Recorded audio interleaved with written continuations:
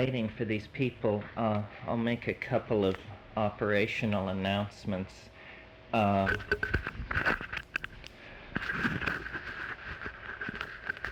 One of the books that I put on the reading list for this is very hard to get. So hard to get, in fact, that you can regard it as impossible. So to try and overcome that, what we did is we Xeroxed them. We've never done this before.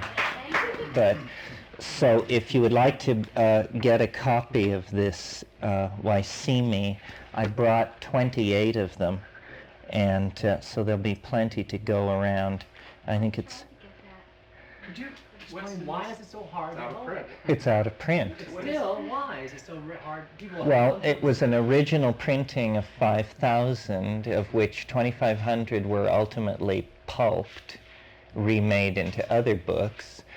The 2,500 remaining, 1,000 were sold in ordinary bookstores, and the rest were all sold to us, to me, and I sold them over the course of 10 years, and about a year ago ran out, absolutely ran out. I mean, I have 3 left, and it is being translated into German, if that's any consolation, and hopefully it's going to be back in English within a year or so.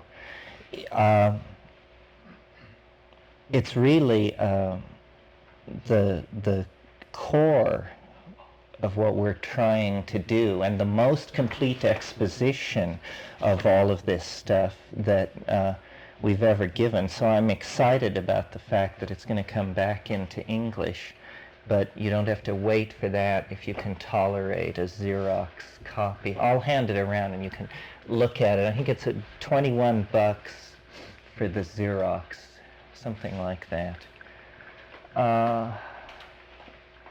If anybody, I'd like this to be interactive, and I would hope that you would be engaged enough in this material to, on your own, check out some of the things that are going to be proposed. I don't know how many copies of the I Ching we have among us. Who brought a copy?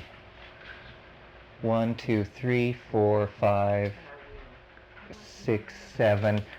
So it sounds like we have about 1 I Ching for every 2 people.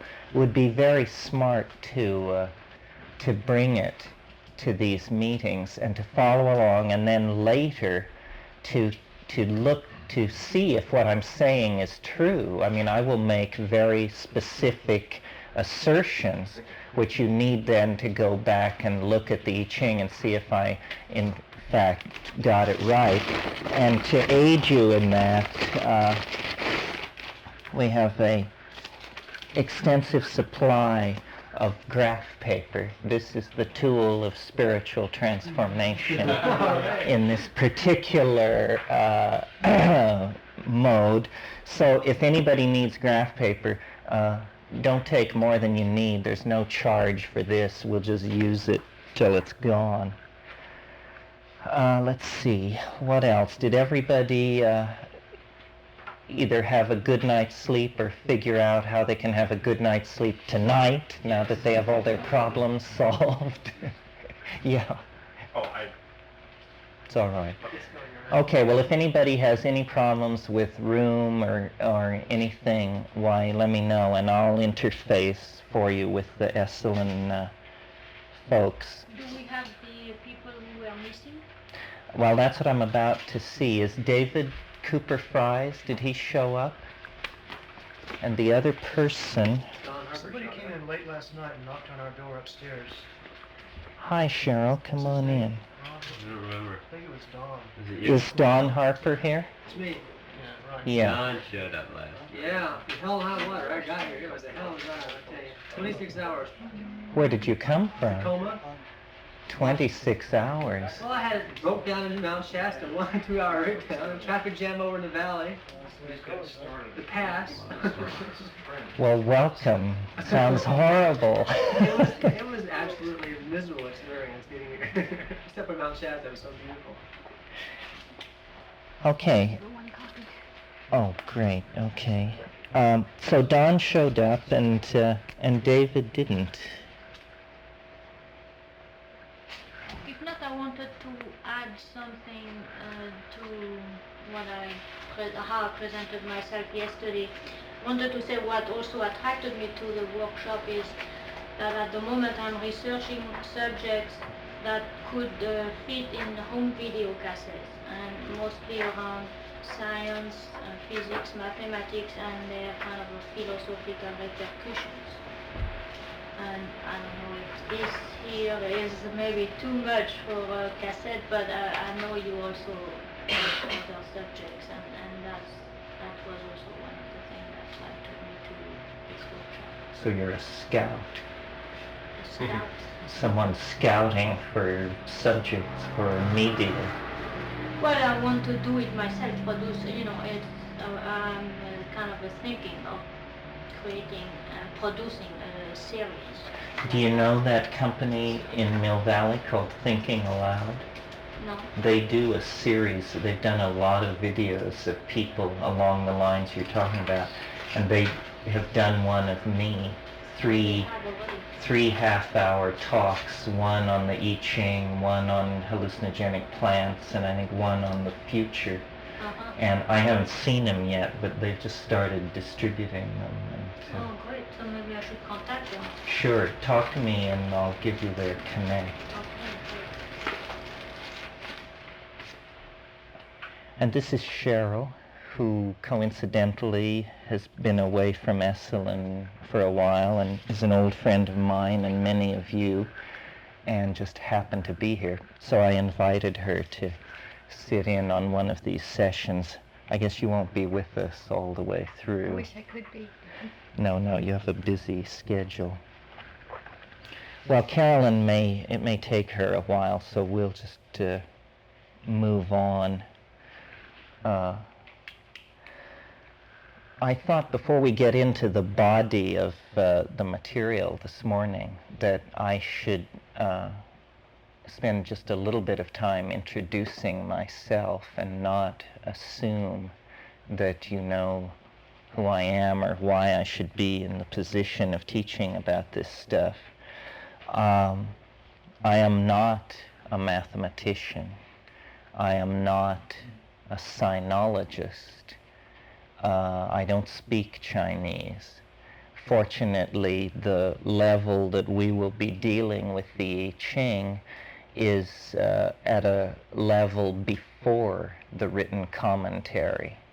The commentaries begin with Confucius and come from there to the present time, but the parts of the I Ching that we will be dealing with are far older than even the oldest commentaries. I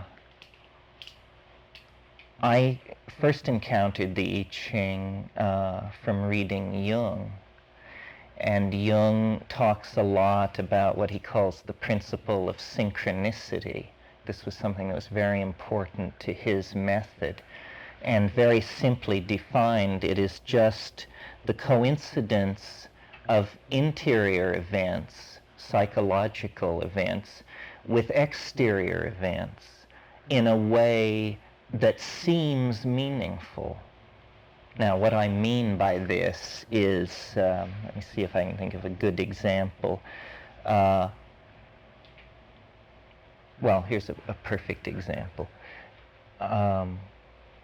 You think of someone that you haven't thought of for years, someone in your past, and within a day or two of this long reverie about this person, a letter arrives from them. They got your address from some third party, thought of you, wrote.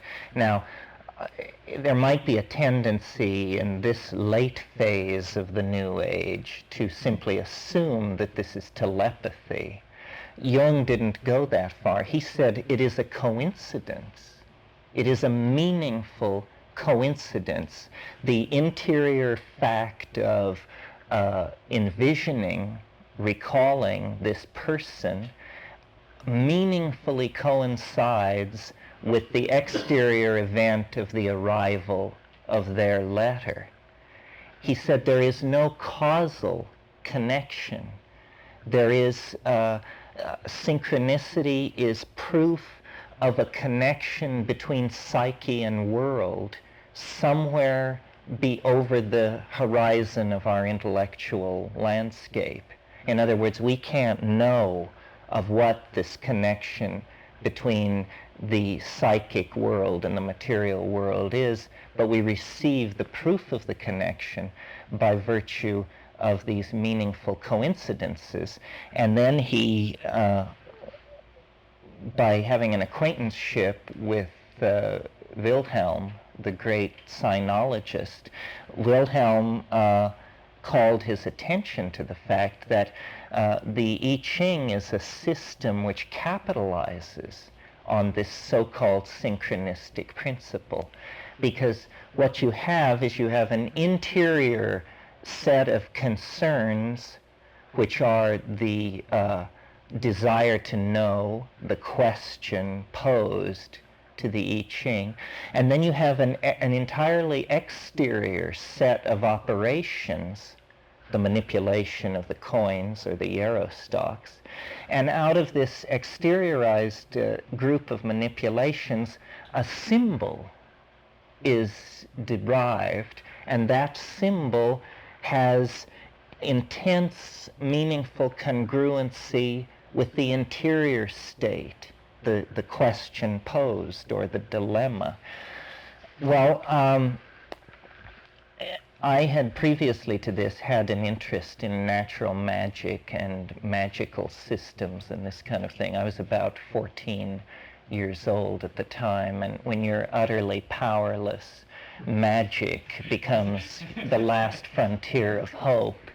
So I would lock myself in my room and burn rosemary leaves and summon angels, but with less than satisfying results.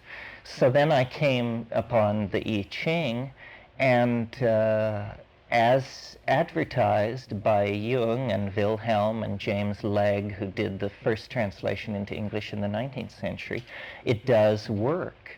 It has an uncanny ability to match your internal feelings and needs with these abstract symbols which it can generate. And you only, I maintain, have to work with it to convince yourself that there's something funny going on here. This is not like fortune cookies, tea leaves. There's something going on. And once you have that idea, Jung's explanation is not terribly satisfying. Logically analyzed, Jung's explanation is really an explanation as to why there can be no explanation. You know, it's a kind of justifying of the occult nature of it, this business about how over the intellectual horizon the psychic and the material world meet in a realm which we cannot perceive. That's called in physics a value dark dimension. It means you don't know what the values are because it's dark. You can't see into it, so you can assign any values you want because you will never know. Well, I wasn't really satisfied with this, and I carried it with me as a problem for years, actually, for about 9 years. And I studied Tibetan, and I went to the Far East and Africa, and I sort of worked through the various spiritual offerings that the Indian subcontinent had going anyway. And then I went to the Amazon and had always had a history of experimentation with psychedelics. That was just sort of another aspect of my personality. And in the Amazon, in a situation of relationship with these plants, I had a series of very controlled and self-amplifying revelations about what the I Ching really was, what it was for. And I came to see it as only vaguely related to the oracle that we possess today. And that actually the oracle that we possess today is a piece of broken machinery, or a shattered pot, or a piece of chipped flint. It's an artifact that is a clue to a world of assumptions, conceptions, and philosophical biases.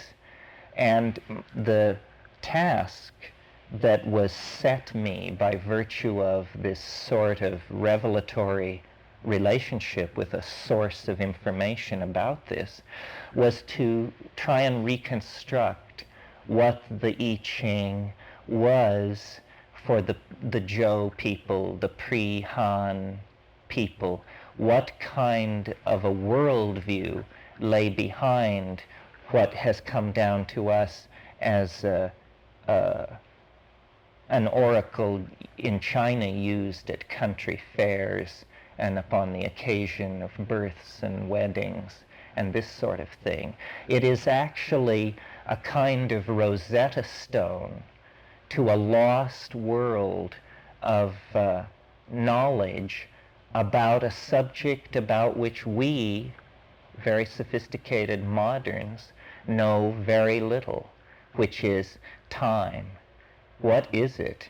And not what is it on a scale of light years and megaparsecs, which is where science deals, but what is it in terms of the passing moment? What is it in the context of the feeling of being alive, of which it is a necessary precondition?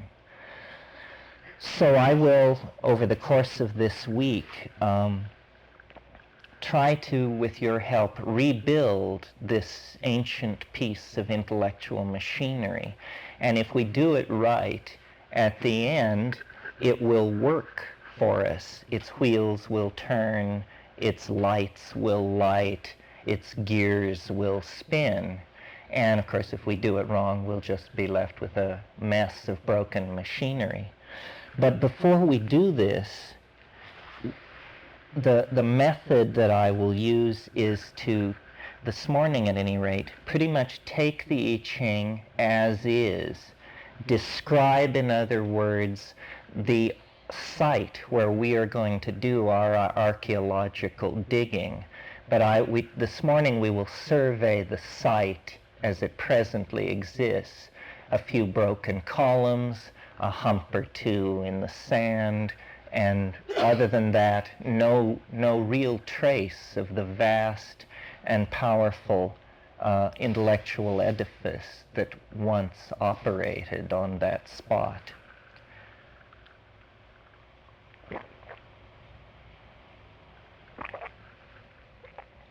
Well, I said last night that the I Ching had this remarkable persistence in Chinese history, that in the great book burning of 215 BC, which inaugurates the Han Dynasty, it was spared. Of all the classics, it was the only one which was spared. And this morning I will simply argue that this is because it was an important and beloved book. Later in the week we will see this sparing of the I Ching in a slightly different light. Why were all the other books burned? They were burned because the new emperor sought to make the world anew. Time and time again in Chinese history, great reformers have done their work by destroying everything that preceded them in order to be given a clean slate to write the new cultural metaphor upon. So the destruction of all classics and all books in 215 BC was connected with a calendrical reform. And we will find that calendars are a very important part of what we're going to be talking about. And that on the first step away from the I Ching as country fair oracle, we are going to meet the I Ching as hierarchical calendar. And that is only the first of its esoteric uses.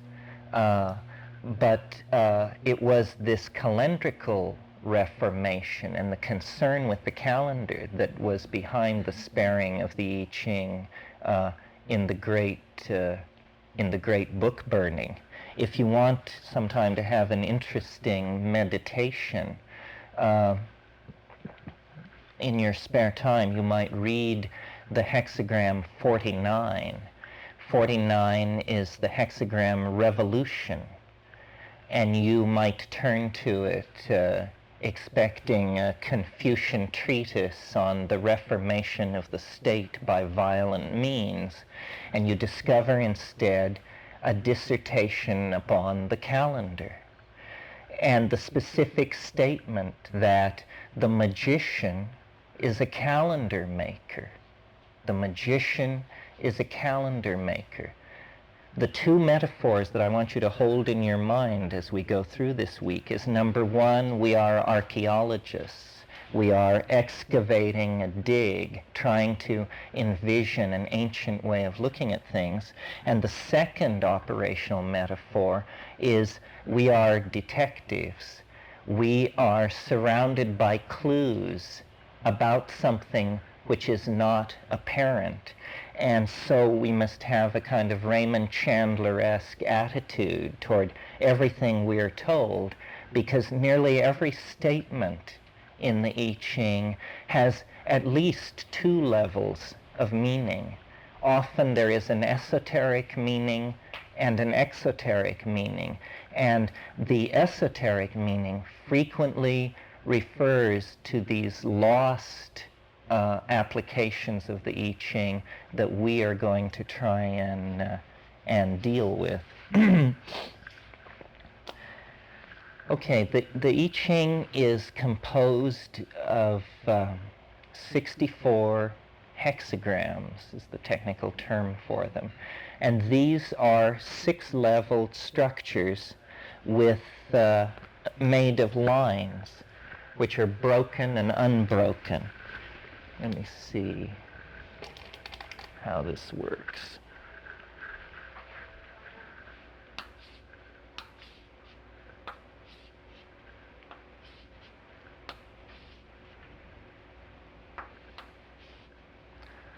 This is the first hexagram. It's in what is called the King Wen sequence. And this is the first time I've used that phrase, I believe. It will be very important because, in a way, what this 5-day is about is a very simple question. And it's a question of detail. It's what are the principles, what are the rules upon which the King Wen sequence is constructed. Now, why is this important? Well, it's important on one level because we possess Zhou dynasty and Shang dynasty shoulder scapula of sheep, in which portions of what is called the King Wen sequence is scratched there on those datable bones. So we know that the King Wen sequence was in existence as early as 3500 BC. Now, I will always here use ordinary dates and ordinary archaeological data. So fans of Atlantis, the Book of Mormon, the rise and fall of Lemuria will just have to translate it into their own dating system. In my world, the pyramid at Giza was built in 2970 BC. This is the accepted, this is what you would be taught in an archaeology course at Cal. So 3500, contemporaneous with that, the King Wen sequence was being inscribed in scapula bones in the Far East. That makes it one of the earliest of all human abstractions. So this question of sequence becomes very important. Is it ordered? If we could find the rules of its ordering, we would have a very good measure of the intellectual sophistication of the people who ordered it. And so we would have like a microscope into the mental world of the Middle Zhou dynasty. There are 64 of these 6-level structures. That is the complete mathematical set possible, because these structures are composed of lines like this, of which this is composed of 6, and broken lines. Lines are called yao, and the number of possible combinations of broken and unbroken lines given 6 levels is 64. Now this is a very interesting number, 64. It is 2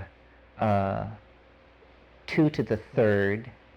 It is base 8, base 4, base 2.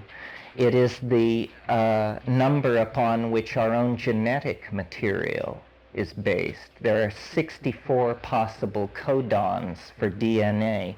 Codons are 3 nucleotide structures that code for amino acids, and there are 64 such possible codons in all life, at least all life on Earth.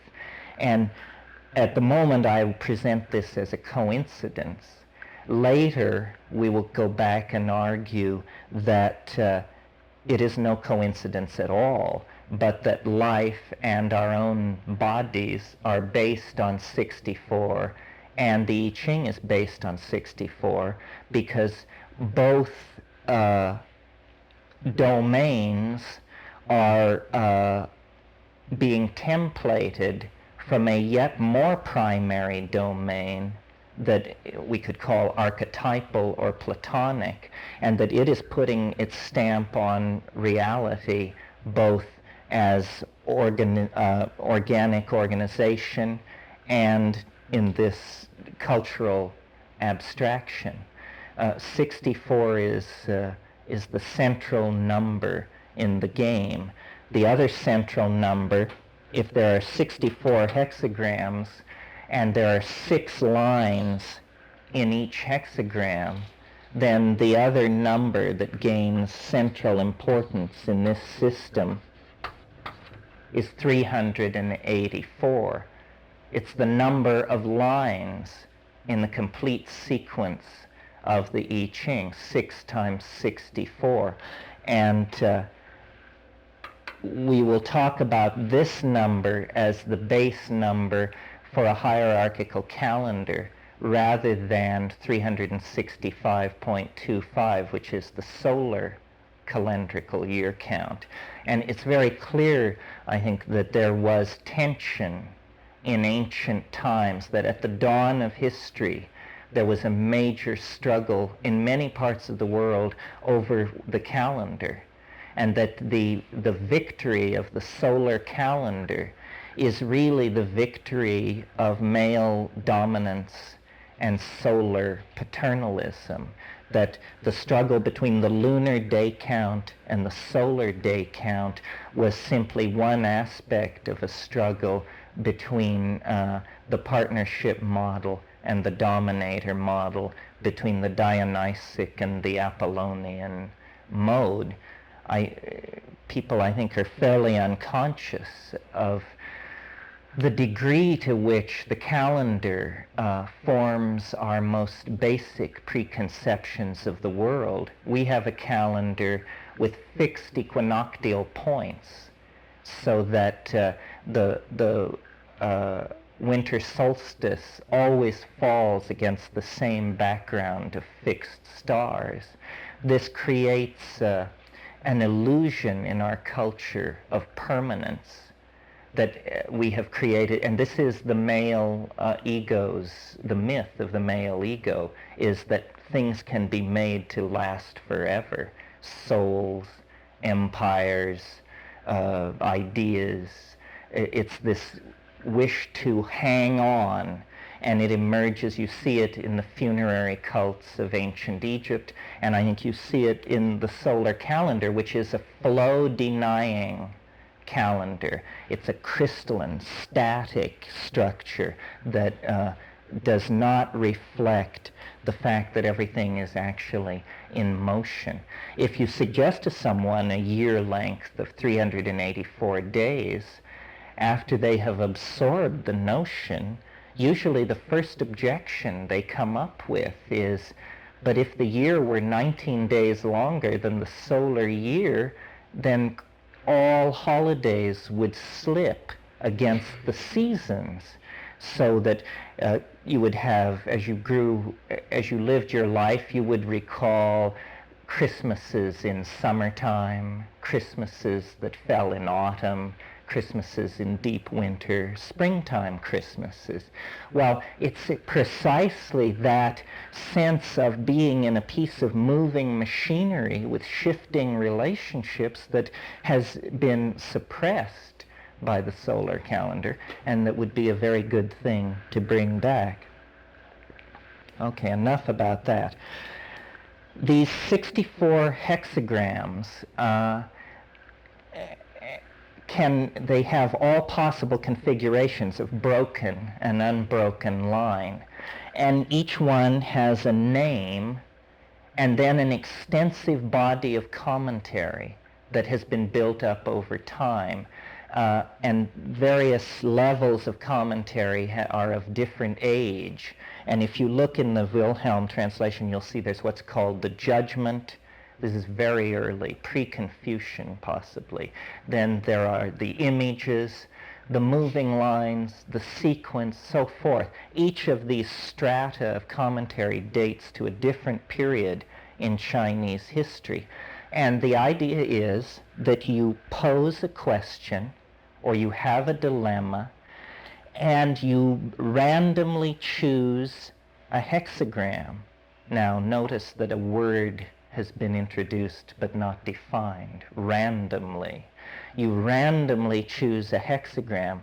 Well, I'm not sure how the Chinese understood this concept. I am not a statistician, but I've read articles which claim that there is a slightly higher predominance of yin lines in the Yarrow-Stock method than there is in the coin toss method.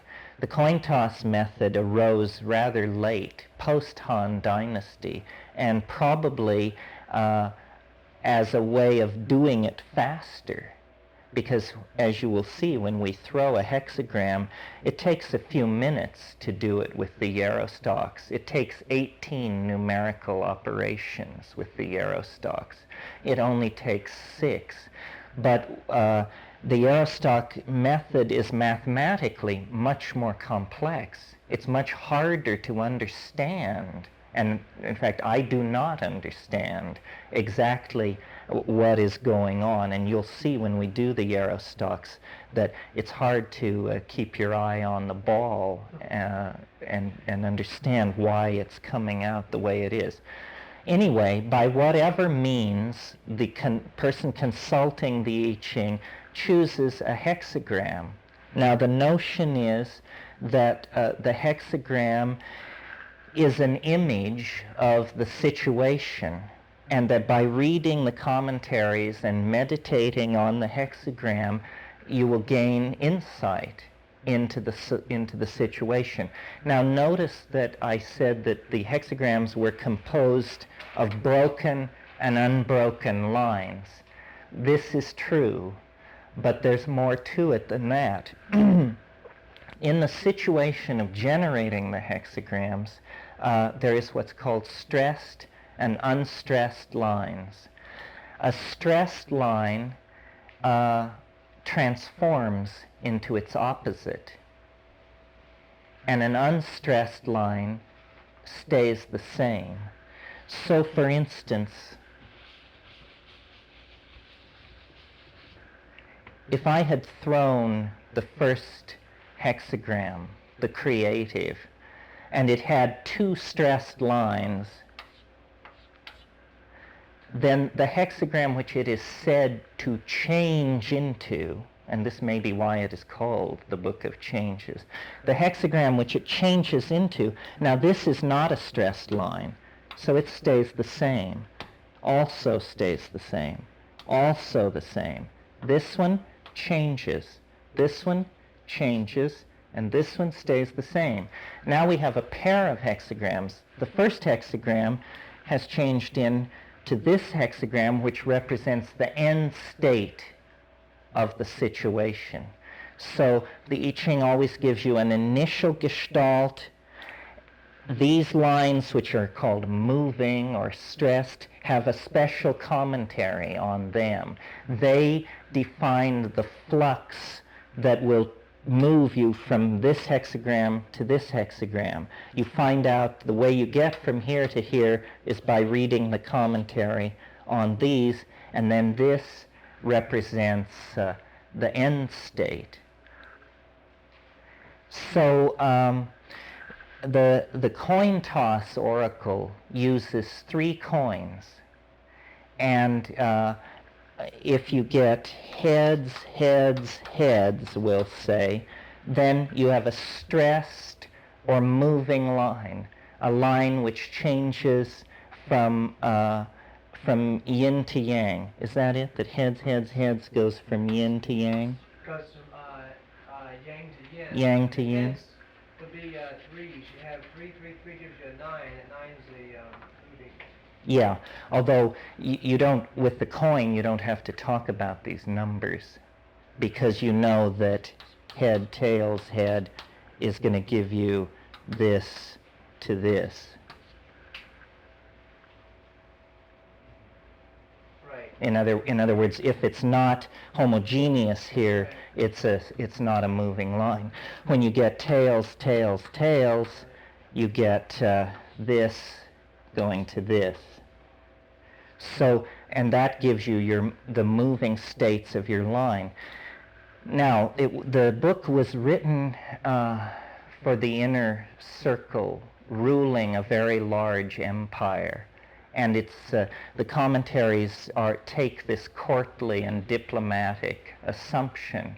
I mean, it is basically a manual for people who have very large responsibilities. They are running empires and controlling the fates of nations. But it is adaptable to any time, any place, because the theory on which it's operating is universal.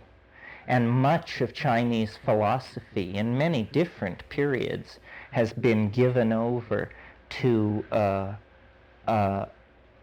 trying to understand how this works.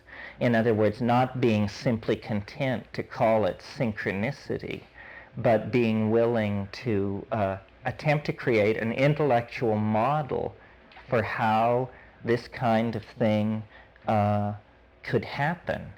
Now, in the West, we have no real basis for this kind of thinking. The last working oracles in the West were put out of business by Christianity around the year 350.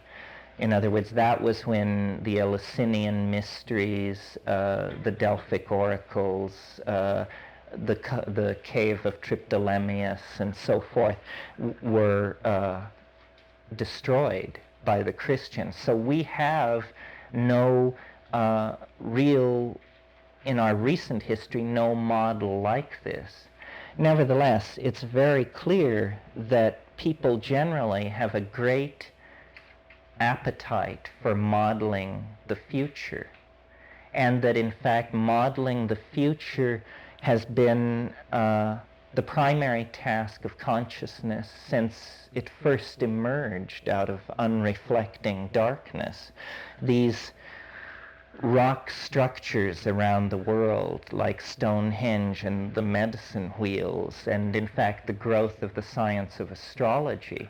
Originally, I think, astrology was not so much a science of fate as we understand it. It was simply an effort to predict natural phenomena, to make sense out of the order of things.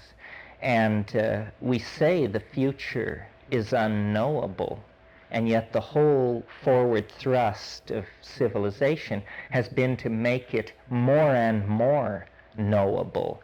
First with, well, for instance, the invention of agriculture sprang out of an awareness by pastoral peoples who had a yearly cycle of grazing activity, that when they returned to last year's lowland grazing area, in their kitchen middens, cereal grains were growing from the abandoned uncooked grains of the previous year. So then they discovered that in cyclicity there is predictability, that the true nomad is following what computer scientists call a random walk. You go here, you go there, you go here, you just there is no, it's trendless fluctuation. But as soon as you have a cycle, you have an element of predictability. And then with astrology, you gain power over distant objects. And it's interesting that our intellectual growth seems to have this quality about it, that we gain understanding of the most distant first. So we understand the atom before the human heart. We understand the rising and setting of Sirius long before we understand the laws which govern the rise and fall of society. There's this tendency to deal with what is most distant. Now, Rupert Sheldrake, who some of you may know, is a British scientist who has an idea that he calls the hypothesis of formative causation. And this is the idea that the present situation takes the form that it does because of all the similar previous situations that have existed. In other words, that there is a kind of built-in tendency for things to behave the way they have behaved in the past. Now, this may not sound revolutionary, but from the point of view of orthodox science, this is absolute blasphemy, because the transmission of causality for science is by cause and effect, and the notion of some kind of nebulous, all-pervading, invisible influence which is directing things toward an end state is pretty alien to Western causality. Now, though,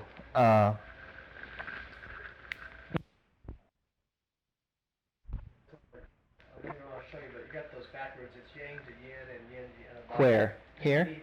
Three heads is a 9, which is a yang line transforming to a yin line. Oh, isn't that what I said at the beginning? But you wrote it wrong though. Oh, I see. Solid line is yang? Right, solid is yang, with a little circle for it, meaning that Oh, yeah. the first time you said the second one was okay, and the bottom also they did twist around. There you go. All right. Stay on me. It's all in the details. Is he recording now? Is it okay to ask questions? I feel intimidated by interrupting this talk. No, you should ask questions. I feel like I would disrupt this whole thing if I talk. I want to say things right now. No, because we need to get this all clear. So, do you have a question? No, just that it's okay to talk about things if they come up. Oh yeah, don't be inhibited. I have another correction. 64 is 2 to the 6th. 2 to the 6th. Not 2 That's to the right, not 2 to the 3rd. And what I meant also to say, when I mentioned that, I was mentioning DNA and the I Ching. In the linguistic domain, there is also a rule called the 2 to the 6n rule that Anthony F.C. Wallace, the anthropologist, developed. And this is a rule which says that in any category, there is never more than 2 to the 6th terms. If there are more than that, the category is split. This is a rule in folk taxonomy. It seems to indicate a kind of outer limit for mnemonic capacity in human beings. If the group is larger than 64, it then has to be split into subcategories. Okay, so what I was saying was, with cybernetics now, with very large machines able to model extremely complex processes, we're having to take another look at the possibility of predicting and knowing the future. And you were speaking of Sheldrake. Did you finish that? Yeah, I think I finished with Sheldrake. The modeling of the future becomes more and more important as the future becomes more and more important. You know, it's only in the last 200 years that the metaphor of the historical moment as a moving point has been created. We say we are moving into the future. We are going toward the future. All these metaphors of closure and motion are less than 200 years old. Before that, the future was simply what happened to the present as it stood still. But we have this sense of closure with the future. We have a much more complex planet than any previous generation has inherited. And I think ideas like Sheldrake's of a morphogenetic field, ideas like the I Ching gain their power because there is a very desperate need to understand this particular value dark dimension. And we can predict the rising and setting of the sun centuries in the future with a reasonable expectation of accuracy. But all the quantum mechanically or consciousness influenced processes, it's very hard to propagate them forward as a set of interlocking tendencies with any confidence. Even something as purely mathematical and hard-headed, supposedly, as the stock exchange, which is a good deal simpler than the world itself, it's still, fortunes are made by people who claim they know what's going to happen even 10 days in the future. So, long-term military strategies, this sort of thing. It's a matter of life and death, actually, that we begin to take hold of the future and not live beneath the tyranny of it as a value dark dimension. Now, people have said to me at times that the unknowability of the future was somehow very dear to them, and that they thought my effort to draw maps of time, maps of the future, would somehow limit us. I don't agree with that at all. I think having a good map of South America is no reason not to go there. It is, in fact, a very good reason to go there with confidence. I mean, you have to be crazy to wish to go somewhere and take no maps in order to increase the thrill. I mean, there'll be thrill enough, even with the maps. So I don't want you to think that I'm tearing the future from your grip and that there will be no future left. It's simply... Perhaps some of that is that they're afraid that if we find out what the map shows, it'll show a very bleak future and that they have no hope of changing that. So that's a concern. Well, that's a possibility, although I think left to our ordinary modeling methods, we have a pretty bleak future. I mean, a rationalist would stand before you and say, hole in the ozone, fascism everywhere, contagious diseases, propaganda, sexism, racism, starvation, and bring you down. It's quite true that rational planning seems to show no way out. There is no rational answer. The rationalists are basically waiting for some kind of catastrophe, and they hope it will not be a total catastrophe, but sufficient that it will set them back to the middle of the 19th century or something. Atomic war, asteroid strike on the Earth, epidemic disease. But I think that these are unlikely events, and that we are going to have to actually figure this mess out. Well, humanists say that rationalists are wrong. The trends can be overcome. The changes can be made in time. Humanists do. Humanists. Yes, although then the evidence that they offer is somewhat depressing. I mean, I agree. If we could, we know, we have the money to feed everyone, to disarm the planet, to create a sane and caring world. Our problem is not political. Our problem is in the head. It's about changing our minds, the minds of hundreds of millions of us. There's nothing else standing in the way of creating a utopian paradise on Earth, but people will not change their minds. They cling to outmoded dogma, to outmoded images of what is important, so forth and so on. Well, yeah. Who is it that's waiting for this catastrophe? That's news to me. Well, I mean, humanism, by virtue of the absence of a program.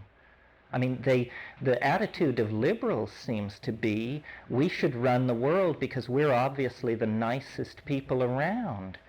But that's not a program. What the hell are these nice people going to do? They have this presidential thing that was just completed was appalling. I mean, people were tarred and feathered for being idealists. That's what it basically boiled down to. Humanism has no believable program. Feminism is a believable solution, but no believable program to achieve it. It's not enough, I think, to just wring your hands, especially when the shall we call them the non-humanists? they have no hesitation at all about. Call them the mechanists. Yes, the mechanists, the determinists, the mechanists, the reductionists. They're going full tilt. I thought you said the rationalists were waiting for a war or something to throw us back to the 19th century. Didn't you say that? Yeah. Which rationalists are you talking about? Well, apparently the rationalists that are in charge of public policy, because there is no effort being made to chart a way through troubled waters. I mean, we're told, well, you can have nuclear disarmament, but you do realize that you'll have to triple your defense budget in order to have it because conventional defense is so much more expensive, so forth. In other words, instead of taking the opportunity of disarmament as an opportunity to discuss the viability of war, they take nuclear disarmament as an opportunity to triple conventional weaponry stockpiles. That is not charting a course through troubled waters. That is waiting for the catastrophe to happen.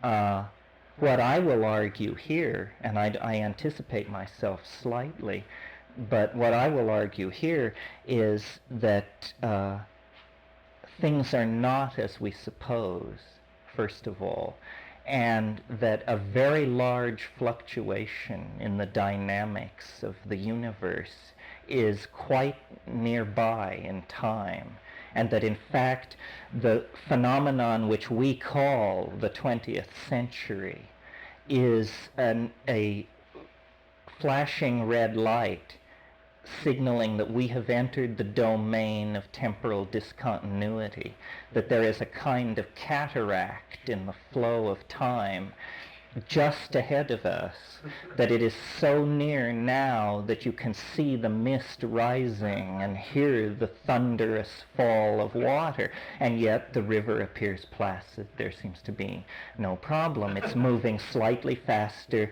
but I maintain, and will even try to convince you, that far from the great cataclysmic creative acts lying eons in the past, that one such cataclysmic breakthrough to creativity lies just ahead of us, and that in fact the very presence of self-reflecting primates on this planet indicates the shadow of the overmind, that the process which we call history, which lasts 35, 50,000 years, is the process of hearing the roar of an approaching cataract and beginning to organize to meet it.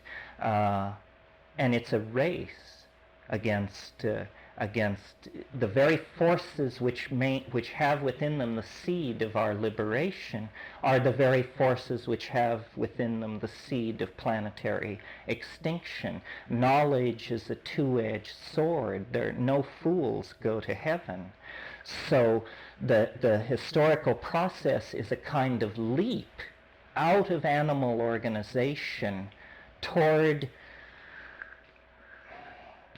angelhood, transcosmic existence, whatever you want to call it.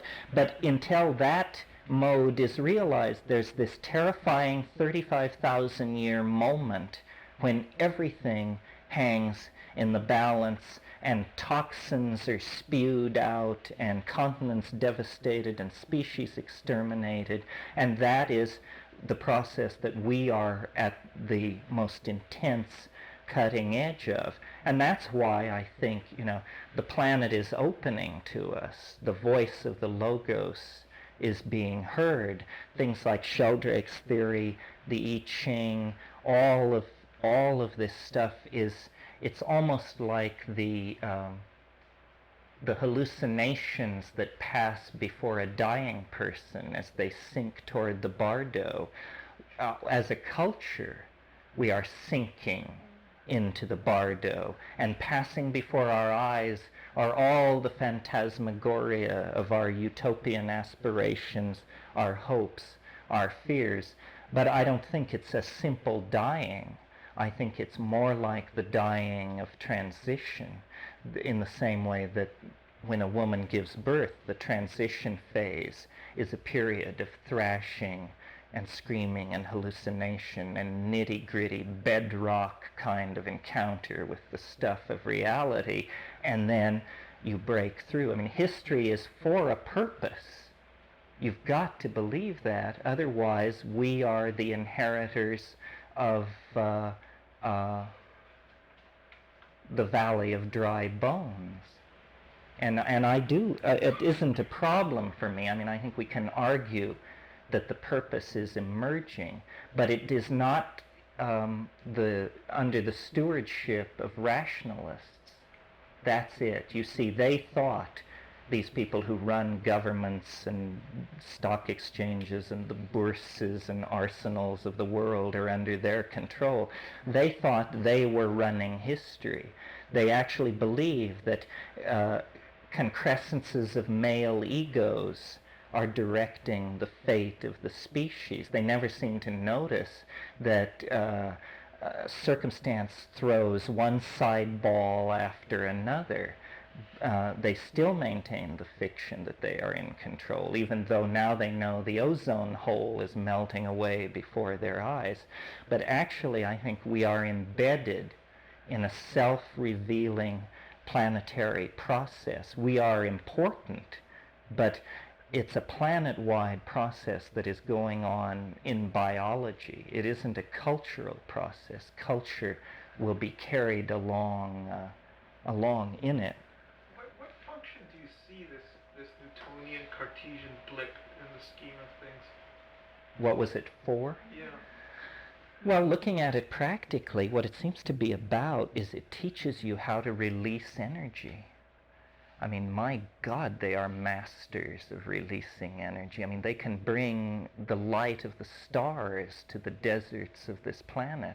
And of course, they immediately begin to plan to bring them to the cities, playgrounds, and schools of this planet, too.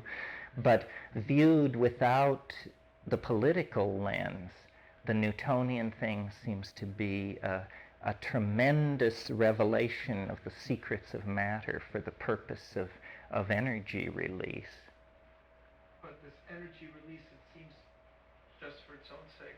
Well, time will tell, you see. That's it. You generate a lot of entropy ultimately. Well, imagine, I mean, I don't seriously suggest this, but here's a science fiction scenario. Imagine if in the final decisions on disarmament they decided to save 1 million megatonnage of bombs, and I'm sure many people would resist that. It's like the decision to save the smallpox virus. You know, they eradicated it worldwide, except that in a vial in the National Institute of Mental Health in Washington, D.C., the world's last smallpox viruses are kept, and nobody knows why. You know, you could just go over there, flip on the heat, and kill the last viruses of that type on this planet. Instead, it's hung on to. I don't know why. I can imagine that someday nuclear weapons might fuel a starship or divert an asteroid from colliding with the planet or something like that. You never know. I mean, knowledge is a curiously morally neutral thing. Okay, well, to return to this, I'll throw the I Ching now, and with you looking over my shoulder, and we'll do it very slowly, and you'll see how this basic process works. This, what we're going to do, is the micro component of the whole larger edifice. And it may look like a ritual, and it is a ritual. It may also look like a kind of an experiment. We're measuring something. We are inserting our instruments into the flow of time. Time is passing through this room on many levels, and we are activating our instruments, which are the Yarostocks, and we are making a measurement of the flow, and then we're checking it with the body of accumulated knowledge that has grown up around that particular throw. So let me... Are you going to address a particular issue with this question? Well, since we're asking a question, or since we're doing it, we might as well ask a question. Let's never miss the opportunity. Move in fairly tight.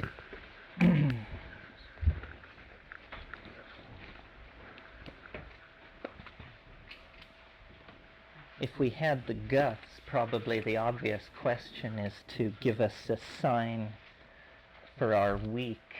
Oh, yeah. And That's what a Eurostock looks like. no, this is what a shish kebab skewer looks like. Close enough, huh? The stocks are real light, aren't they? They're real...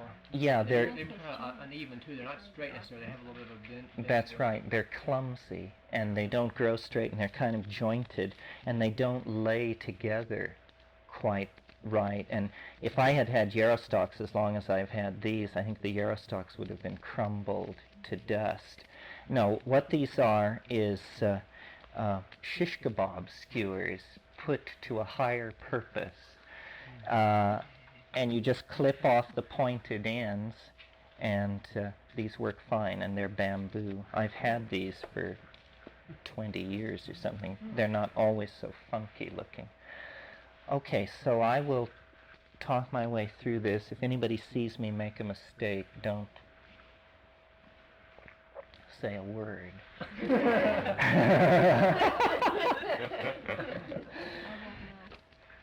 the way it begins is with a bit of humor. There are 50 stalks here, and so you always check to see that you have a full count, and I count off by tens.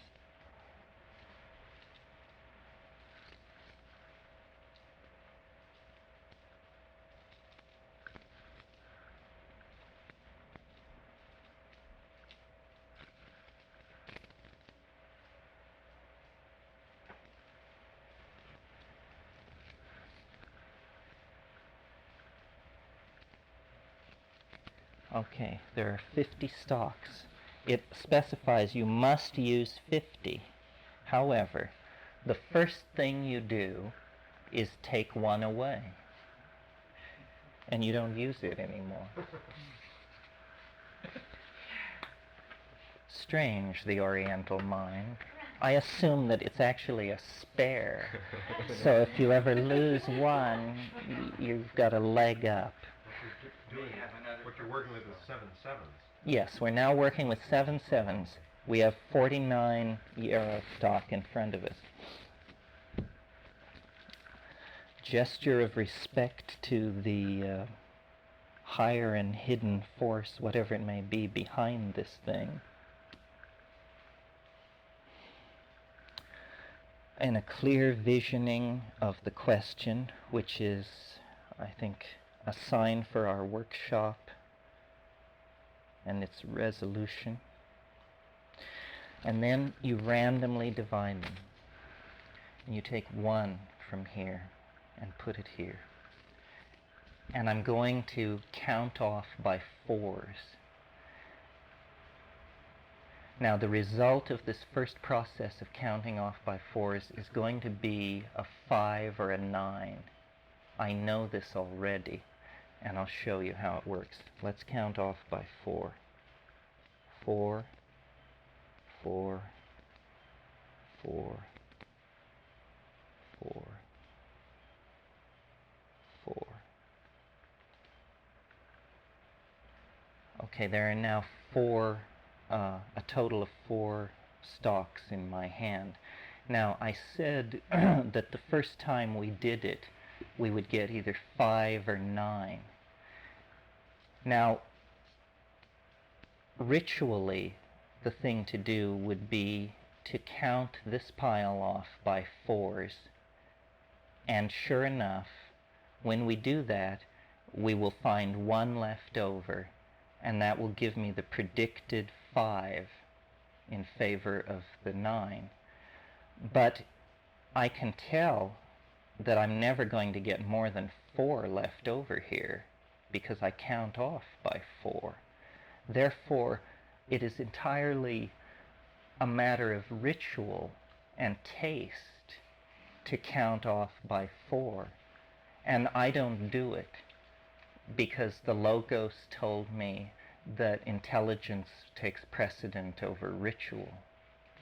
So I know that if I count off by 4 here, 1 will be left over, and that will give me a 5.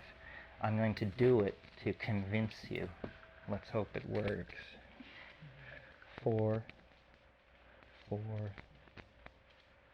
4, 4, 4, 4, 1. Okay, I said it would be a 5 or a 9. It is a 5. Now, a 5, and this is not a mathematical relationship, this is something you memorize. 5 equals 4 equals 2.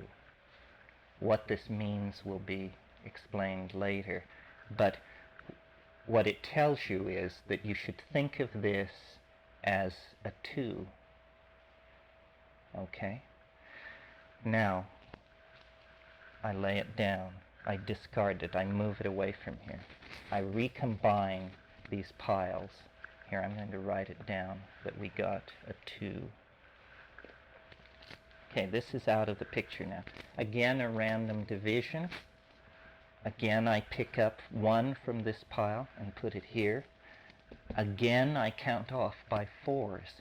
Now, this time, I'm not going to get a 5 or a 9. I'm going to get an 8, or a 4.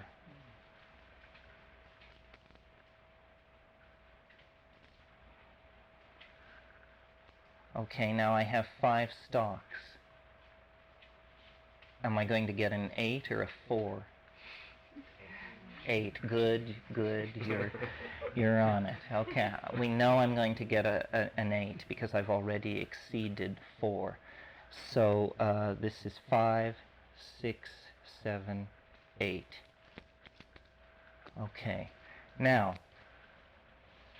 remember how I said 5 equals 4 equals 2? What you must also memorize is that 9 equals 8 equals 3. And so we have here 8. So what does 8 equal? 3.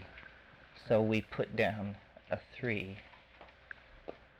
Now notice we have not yet gotten any line whatsoever. This is discarded. Now we go here, divide again randomly, again this one out, again counting off by 4s. Now this time it will again be an 8 or a 4.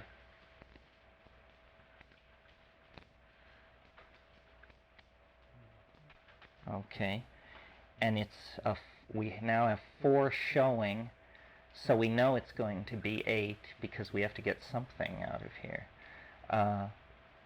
So it is an 8. And what is an 8? Well, no, you're going to divide this Three. into 4s, right? You want me to do it for you? Well, let me just ask. No, you have this is going to be a multiple of 4 left. You know that mathematically at this point, right? Yes, and I know I'm going to have 4 left. So here's the count off. 4,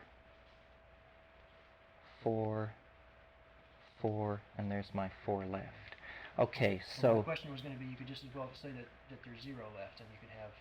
But you never have, you always make sure there's a always have to X remainder. them out, okay. Yeah. Okay, so this is an 8, and we said that an 8 is a 3. Okay, so we have... Now, here's what we have. We have 2, 3, 3, which sums to 8. Now, here is something else you need to memorize. It's that a 9 is a moving line, a solid line which moves, a solid line which becomes a broken line. 8 is an unmoving solid line, i.e. a solid line which remains a solid line. 7 is a broken line which remains a broken line, static yin. 6 is a moving yin, broken at the beginning, solid in the end state. Now here we added 2, 3, and 3, and we got 8. 8 is a solid line without changes, so we make it here. My question is right here. You think it's the other one? I think it's, your 9 is your moving line, your 8 is your changing yin line.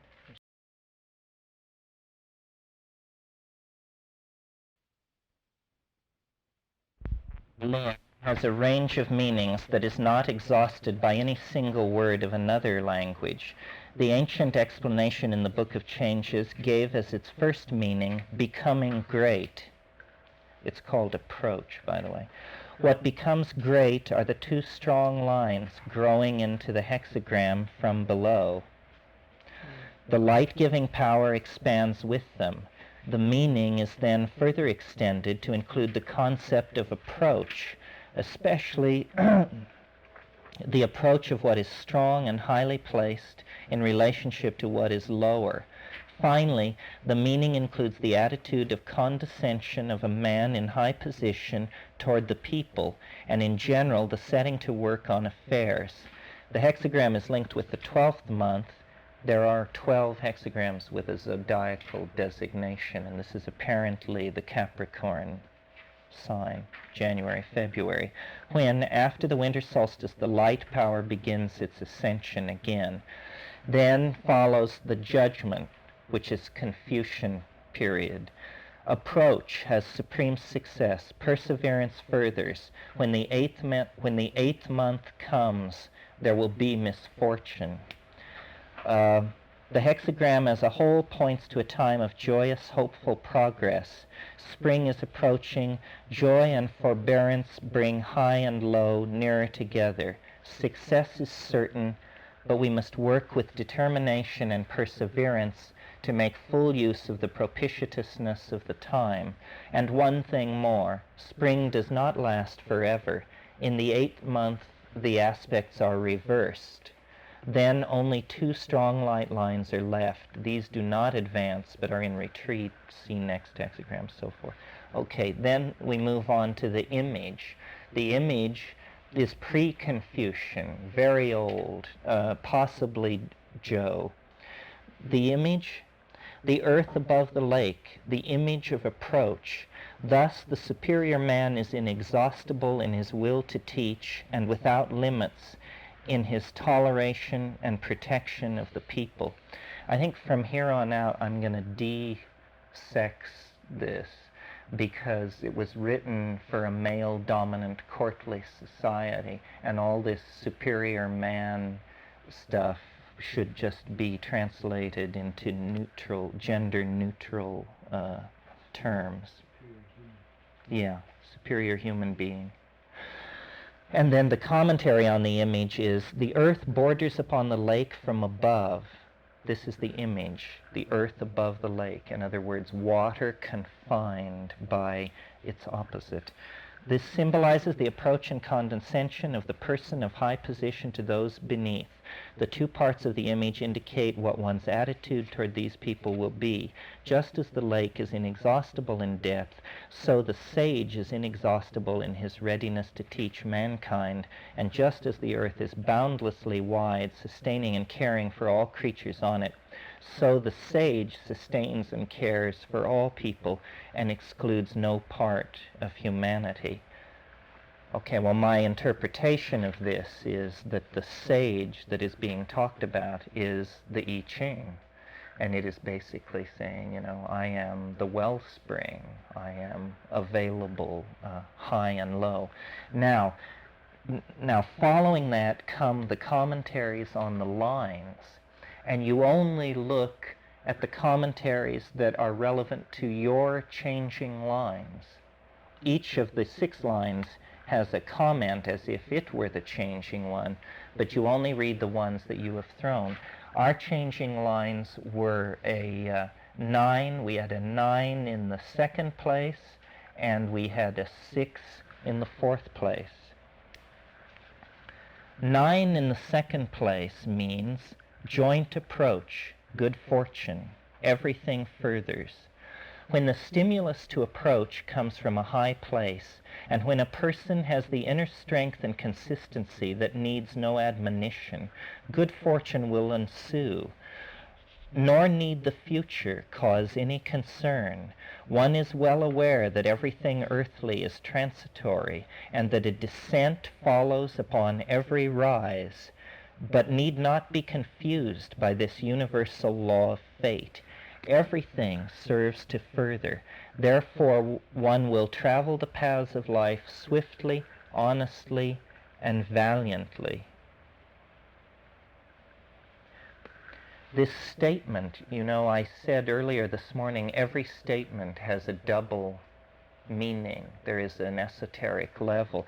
The statement that a descent follows upon every rise is one of these sayings where once I get my theory out in front of you, it will make much more sense, because it is a theory of rises and descents of a graphic kind of nature.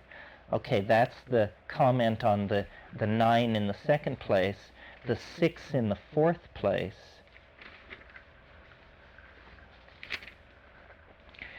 6 in the 4th place means complete approach, no blame. While the 3 lower lines indicate rise to power and influence, the 3 upper lines show the attitude of persons in higher position towards those of lower rank for whom they procure influence. Here is shown the open-minded approach of a person of high rank to a man of ability, to a person of ability who is drawn into one's own circle regardless of class prejudice. This is very favorable. Okay, that ends then the commentaries on 19, which is approach. Then you turn to 51, which signifies the end state. I would bet that the end state is fairly favorable since the lines which lead to it had good judgments. 51. Oh, this is a wonderful one. 51. Qian, the arousing, shock, thunder. Above Qian, the arousing thunder. Below Qian, the arousing. The hexagram Qian represents the eldest son who seizes rule with energy and power. A yang line develops between two yin lines and presses upward forcibly. The movement is so violent that it arouses terror. It is symbolized by thunder, which bursts forth from the earth and by its shock causes fear and trembling. There are esoteric commentaries on this one. This is actually the mushroom hexagram, 51. Mushrooms are traditionally and worldwide associated with thunder and are the seed of thunder. And if you ever, those of you who have a Tibetan leaning, the Vajra is the double thunderbolt, the symbol of Bodhi mind. And archaically, it can be traced back to the mushroom.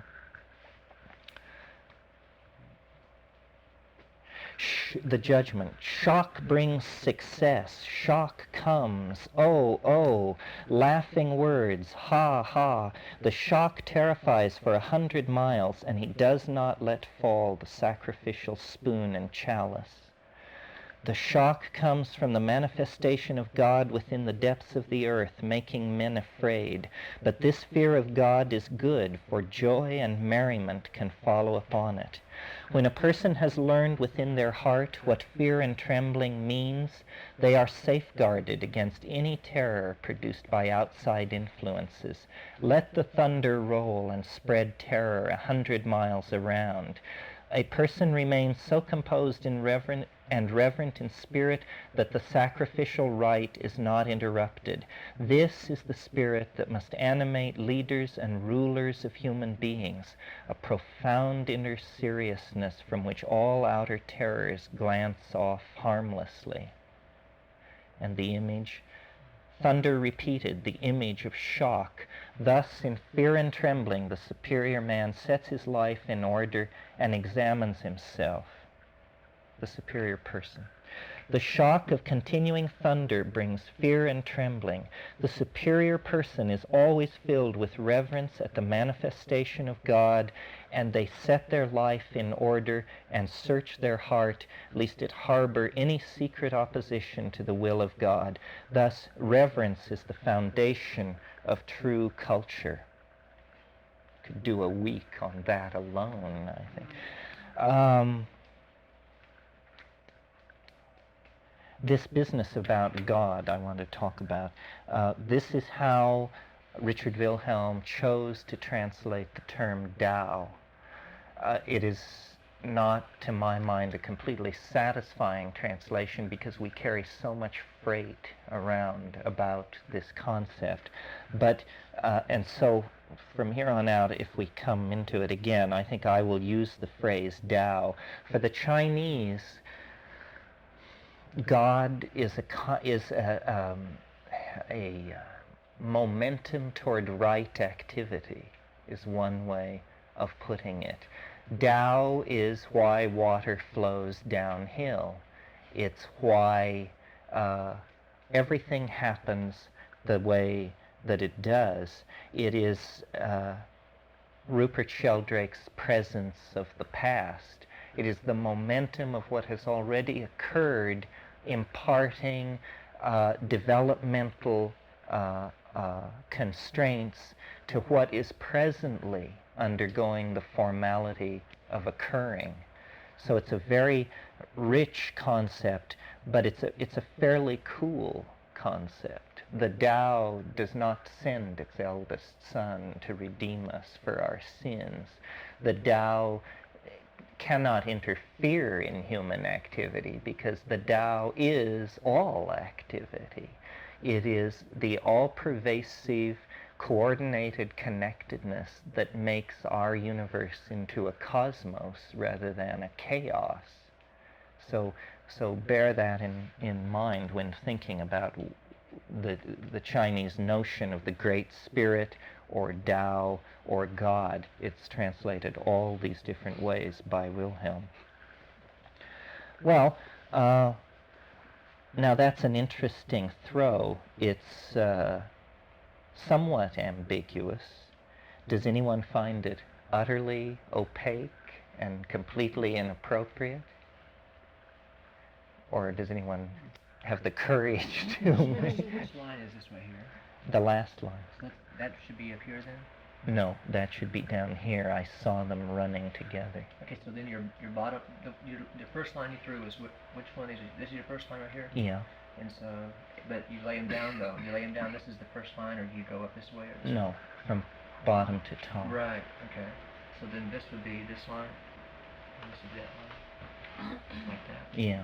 Okay, so then this line right here. Did I read it wrong? I'm asking you, I don't know which. No, it looks like I did. Where did this one go though? Is this the last line you threw? That's the top Yeah. line. Yeah. Yeah, that's the line, top so line. that should go right there, right? Yeah. Yeah. Okay. All right, that's a 322. Okay. So this gives you a notion of how it works. This seems to me, I would score this as like a 7 on a scale of 1 to 10 for being a hit. It doesn't knock you off your feet with its appropriateness. But on the other hand, we asked for an image of a process, and we are only at the beginning of that process.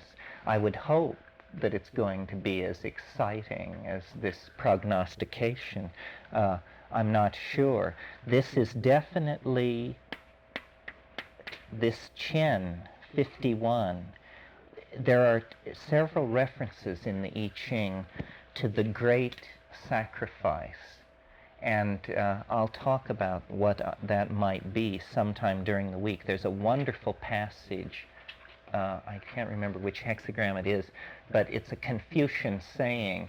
Confucius said, the person who rightly apprehends the meaning of this sacrifice can hold the world in the palm of their hand like a spinning marble.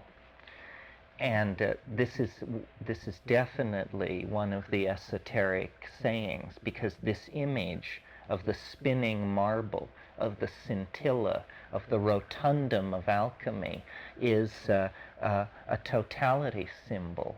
This is the jewel that the dragon grasps in all the dragon tapestries that you may have seen. And this is the alchemical concrescence, the world condensed into a spinning marble. How are we doing? Can I ask you a real layman's question? Surely. If you are a layman and you're trying to understand the language, like Shakespeare or the Bible or something like that, how do you help yourself to get at the simple truth of some of these paragraphs? Is it just a matter of long practice and understanding a lot of myth, or how is it? Because some of the language is not easy. No, I think to interpret in today's world. It demands an immersion in the intellectual world of Taoism. For instance, I would hope everybody in this room has some familiarity or awareness of the Tao Te Ching, which is, in a way, the prolegomena to this book. The Tao Te Ching is a series of philosophical poems attributed to Lao Tzu, in which he talks about the Tao. Well, from the picture of the Tao that you take away from the Tao Te Ching, you can integrate the vocabulary of the I Ching much better. But I noticed recently, I was in a bookstore in Los Angeles, there are like a dozen translations of the I Ching now. and some are scholarly, some are pop, some are aiming for audiences of not great intellectual depth, and some are very academic. So these are images, these hexagrams. They're gestalts of the fundamental categories of the world, and by a process of exposure, you can slowly assimilate what they are. It's a different notion, for sure. I mean, any of you who have Jungian proclivities are familiar with the concept of archetypes, but for Westerners like ourselves, archetypes are usually connected to the image of a god. Aphrodite is the archetype of love. Mercury is the archetype of the trickster. We're unaccustomed to thinking of archetypes as abstractly symbolized by these quasi-mathematical figures. And yet it was because the Chinese took archetypal theory so seriously that rather than tell a story about the archetypes, which is what Greek mythology is, it's a bunch of stories about archetypes, they tried to create a mathematical pantheon. So the way I think of these things is analogous to the periodic table of the elements, that in the same way that matter can be divided down into roughly 104 elements, and all those elements are all that is necessary to compose the physical universe in its entirety, I would ask you to suppose for a moment that time, this invisible flowing medium in which we are embedded, and which we customarily think of as a flat surface. That's how the image that we inherit from Newton of time is. He called it pure duration. And the notion he was trying to preserve there was homogeneous unchangingness, pure duration. It's always the same wherever you measure it.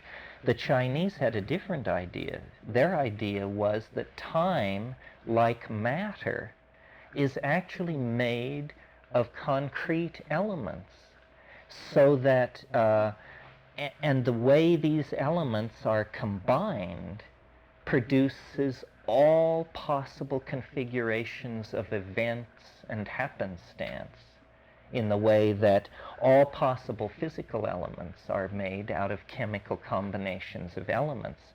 So their idea was that this invisible quality, which we call time, in which we are embedded and which is necessary to our existence, because we are essentially creatures of time. Metabolism, which is the technical word for being alive, is a phenomenon only made possible by virtue of the temporal dimension, because what it is we bring highly organized material into our bodies, carbohydrate and protein-rich materials into our bodies, and extract and release that energy through the process of metabolism. And the slow burn of that energy sustains cognition, self-awareness, and sense of being.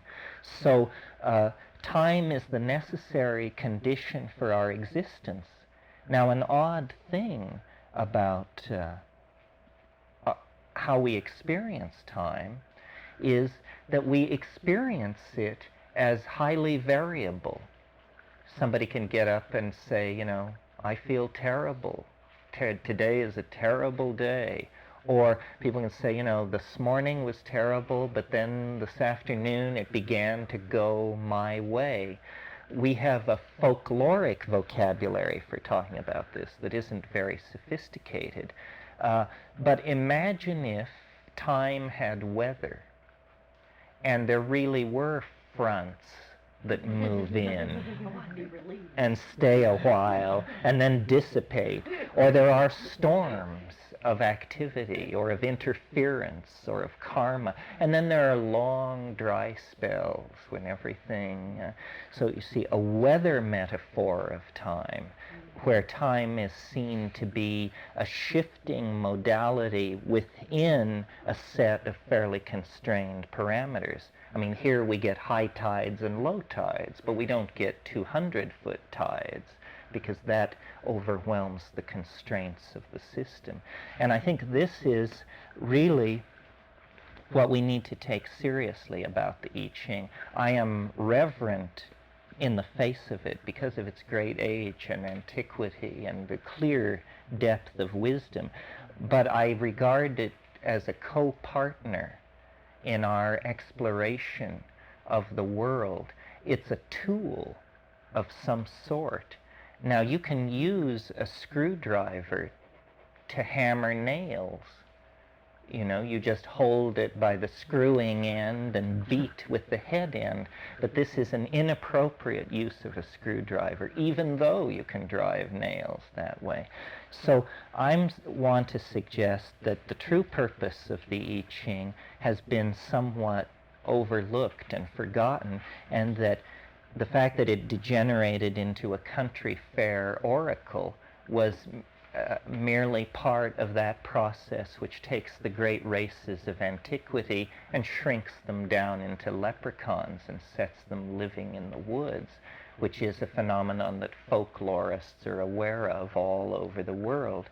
You know, the first people get smaller and smaller, and finally they live under the rocks and in the woods and dance by the light of the moon. Is there another translation besides the Wilhelm one that's highly regarded and widely used? Well, there are controversies. The very first translation is by James Legge, and I have heard sinologists say, and it was done in the 1890s, and is still in print as a Dover book. And I've heard sinologists say that it is in some ways the truest one. John Blofeld, who's a Chinese scholar, he has a translation of the I Ching that is fairly highly regarded, but not by me so much. I find it a kind of thin soup. I really like this. I mean, this is rich stuff. This is on a par with the Remembrance of Things Past or Ulysses. This is a rich, dense book. He did it the right way. Who did this one? Richard Wilhelm. And there's a book, it may be available, some of you might want to read it this week. It's short and it's very illuminating. A book called Change, 8 Lectures on the I Ching, by Richard Wilhelm's son. And I can't remember his first name, but that's a Pantheon paperback and available, and very succinct and rich material on this. Over 2,000 books of commentary had been written on the I Ching by AD 25, and the Han Dynasty was a particularly they were just into this stuff. In the Middle Han Dynasty, a philosopher who was unsatisfied with the I Ching developed an 8-line stacking system, which has, I believe, 84 structures. And it had vogue for a couple of hundred years and then faded out. But what I will argue in this week is that this is not simply a product of human intellect and imagination, any more than the periodic table of the elements is a product of human intellect and imagination. This is an ordering of what Alfred North Whitehead called prepotent facts concerning the world. In other words, there is something real here. It is hidden from our eyes because we don't see time that way. We are spatially oriented. for our great frontier of self-discovery for the past 500 years has been matter and time, and also, I mean, it's a very complicated subject. We require a certain model of time in our culture in order for our religion to work. Now, what is our religion? Our religion is science.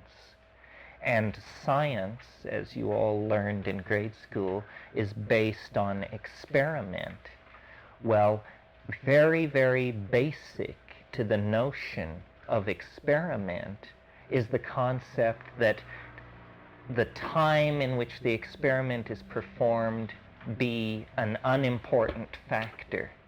In other words, if we're going to measure the charge on a certain subatomic particle, we do not have to specify in our paper in physical review letters that we ran the experiment at 9:15 a.m. on October 15th.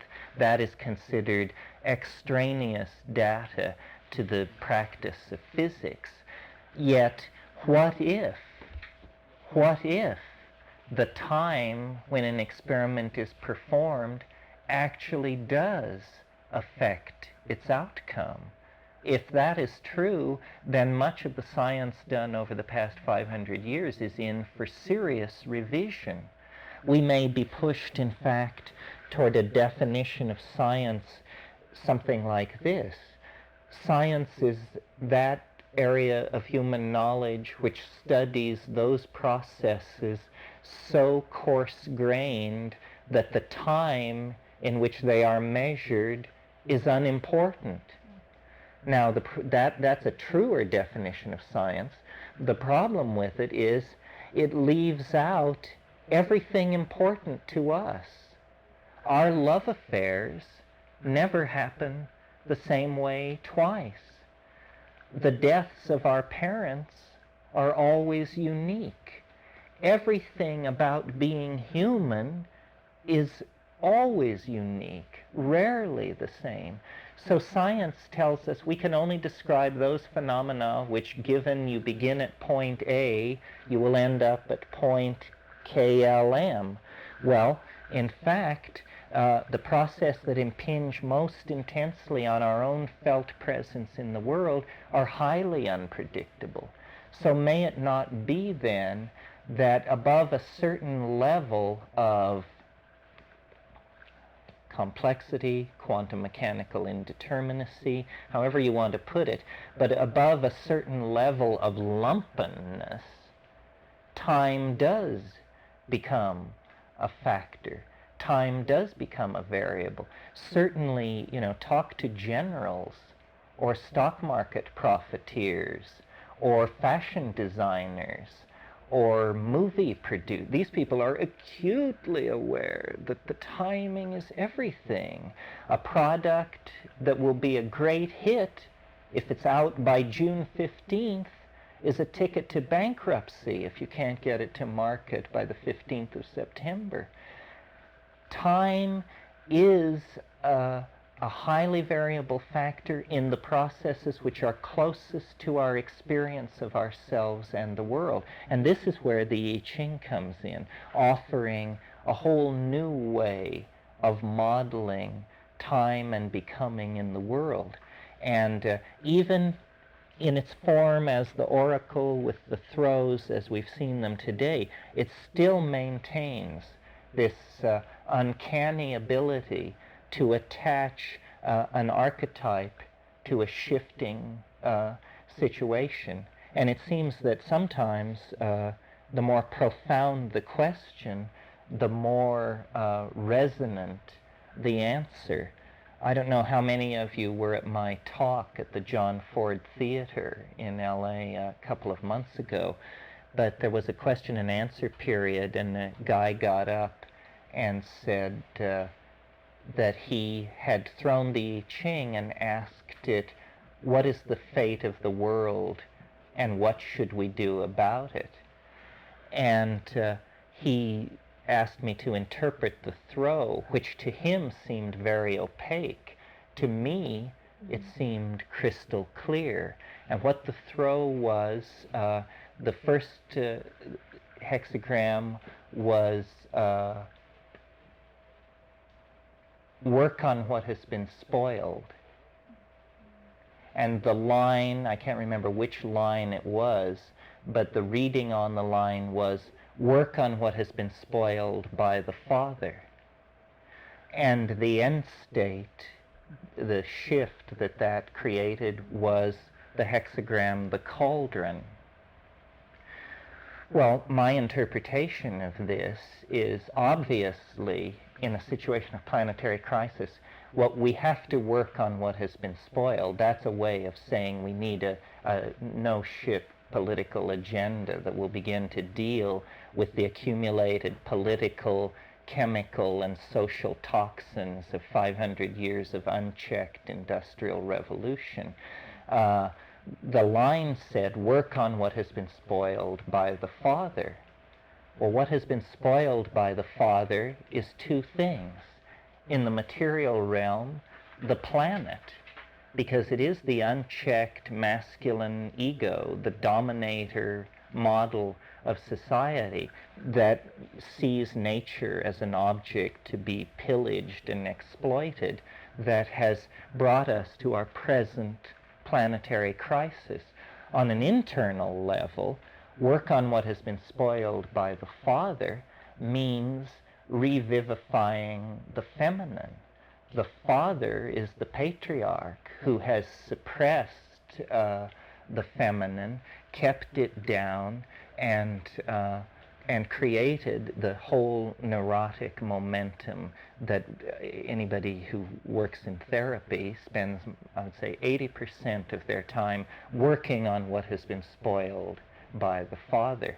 Well, then the final shift, the final state in that throw, the cauldron, seemed more ambiguous to this fellow, but there are only two hexagrams in the I Ching which refer to human artifacts.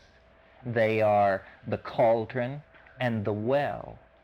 And the well is a kind of fudging of human artifacts, because after all, a well is a hole into the ground. It's made by people, but it's very much a thing of the earth. But the cauldron is an out-and-out artifact of culture, a synthetic object made of metal. The cauldron is also symbolic of the shamanic capacity, because it is in the cauldron that the shamans brew their visionary and curing preparations. The cauldron is also, and traditionally in folklore, a symbol of the womb in its ordinary or pregnant state.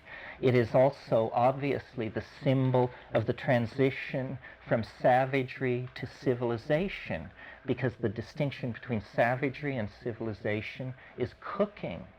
Cooking is, and this is Levi-Strauss, pardon me? And alchemy. But if you read Levi-Strauss, he wrote a book called The Raw and the Cooked, in which he shows that this is a primary division in human understanding. So, interpreting then the whole hexagram, you see the path through planetary crisis is to work on what has been spoiled, work on what has been spoiled by the Father, perform the alchemy that changes the inedible into the edible, the barbarous into the civilized, and it's a symbol then of abundance, a cornucopia of food, the kind of the ultimate symbol of an achieved well-being. So in that instance, I think it gave a wonderful overview of the situation. In fact, you couldn't do better as a program for political change if you sat down with a committee of experts. Yeah. I want to add to this. Now, the cauldron, this is the ding.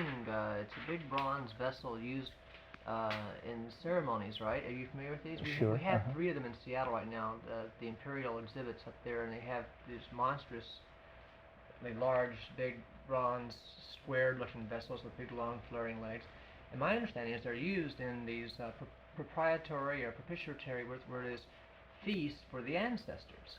So I would say, and I think he talks about the cauldron there as relationship and a ritual with the ancestors. Perhaps it could also say that there is some connection with our ancestors that we are neglecting in this present day and age, and maybe that some kind of relationship could be reestablished along those lines. Maybe that's what they're also saying too. Yeah. The cauldron is used in ancestor rites.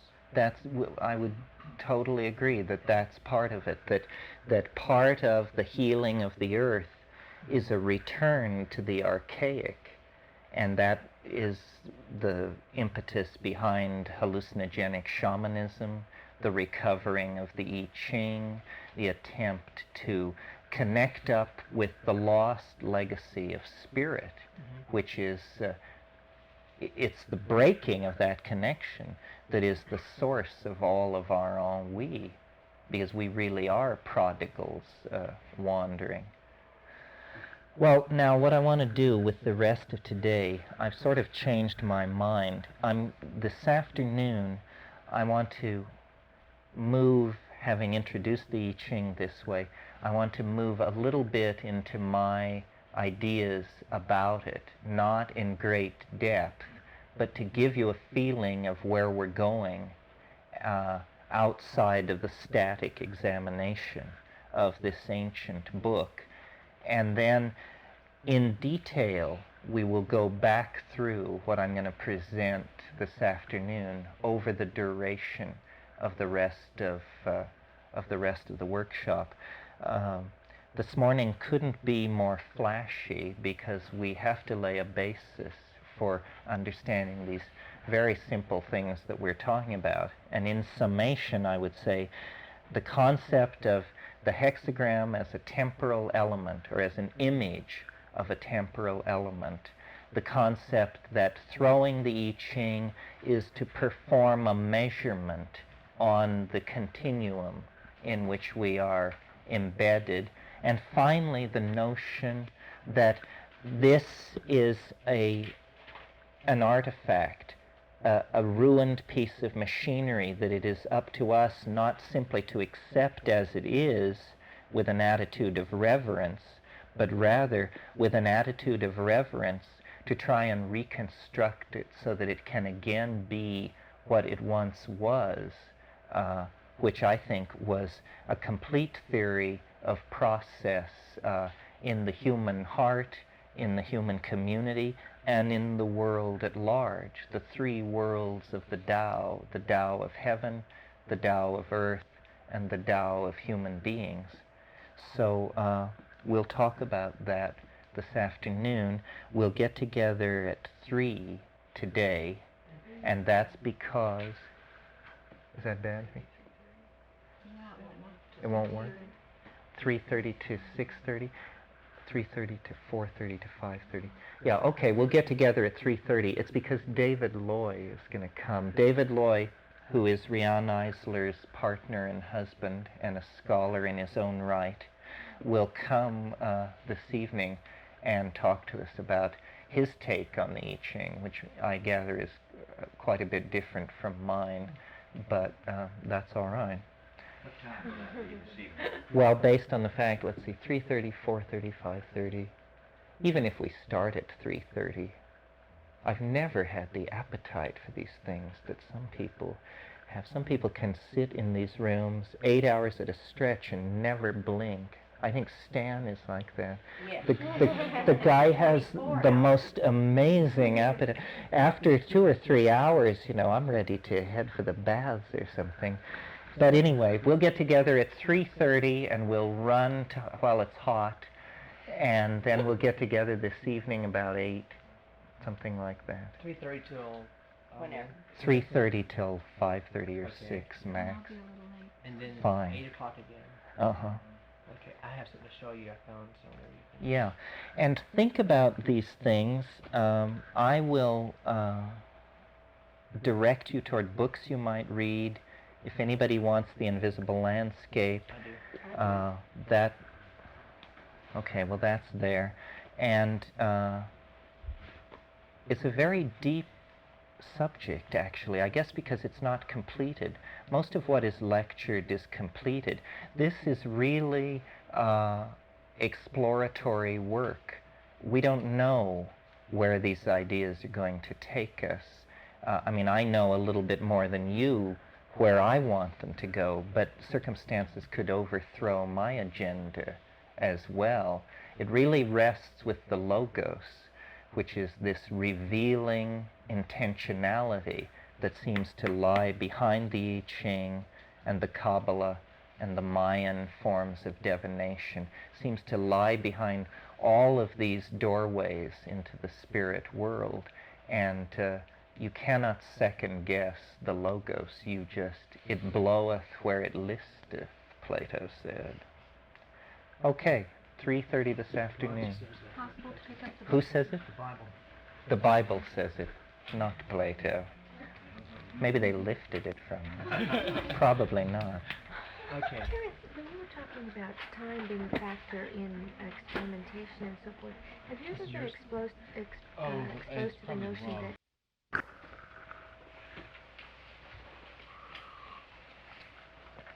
This coffee is really bad, and we may have to implement some kind of social organization to clean up our drug scene.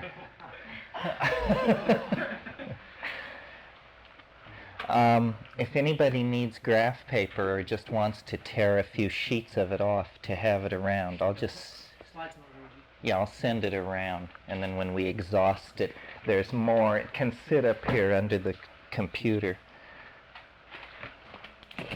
Also, I wanted to draw your attention. I brought some books with me, which bear on various aspects of what we're going to discuss. Some of them may appear incongruous at this point, but it will all make sense in the end. And some that will be obviously useful from what we were talking about this morning. This is Henri Maspero's book Taoism and Chinese Religion, which is considered the primary text in English and in French, which it's translated from. It was done quite a while ago, but has not been superseded. And Chan edited a source book in Chinese philosophy from A to Z and follows all the schools through, and many of them have much to say on the subject of the I Ching. I'll leave these books in this room. Please don't take them out of here, but you can spend as much time with them as you want.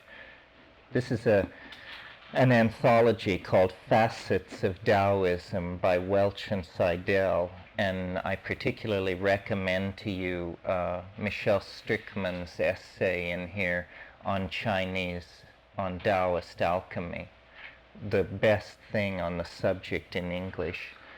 And I invited him to come, but I think he found himself too busy.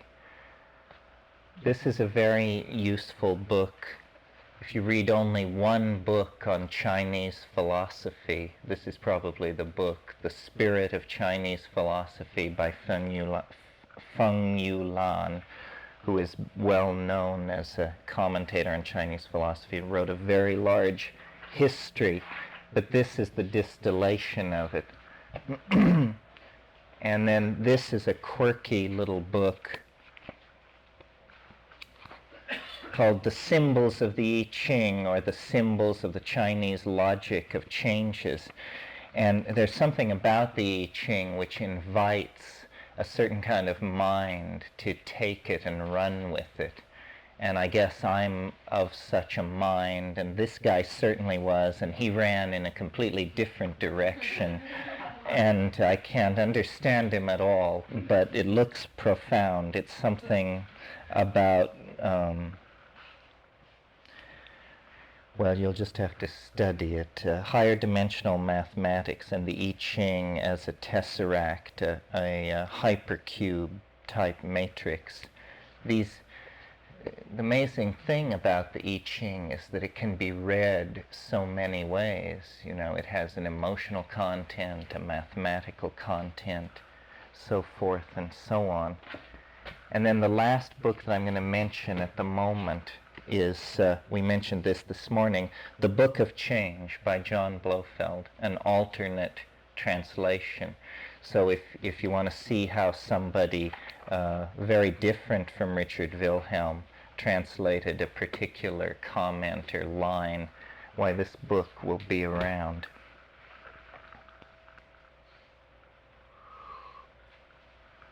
You read Wayne's books on Chinese philosophy, R.L. Wayne? They come illustrated. One's on Sun Tzu, the other's on the Tao Te Ching, and the other's on the I Ching. Is he a Los Angeles person? I don't know. I don't think so. Oh, I don't think so. The I Ching in my car. Well, it's a growth industry in publishing right now. I mean, there are newsletters, there are many takes, there's now out a Buddhist I Ching, a Tantric I Ching. You know, the possibilities are endless. I suppose this is healthy. I mean, it does indicate a sensitivity to this problem of time, and that people are trying to find ways to contact the unconscious, you know, and to come to some kind of terms with that. Okay. Well, what I thought I would do this afternoon, having talked a little bit about the I Ching this morning with people who are more or less familiar with it, is now launch out into the speculative and arguable and new stuff about it, and lead you through the argument as gently as possible with the use of charts, graphs, and histograms, and personal testimonies, and to try and put across at least the dim outlines of the notion. So remember this morning I said it was like a detective story.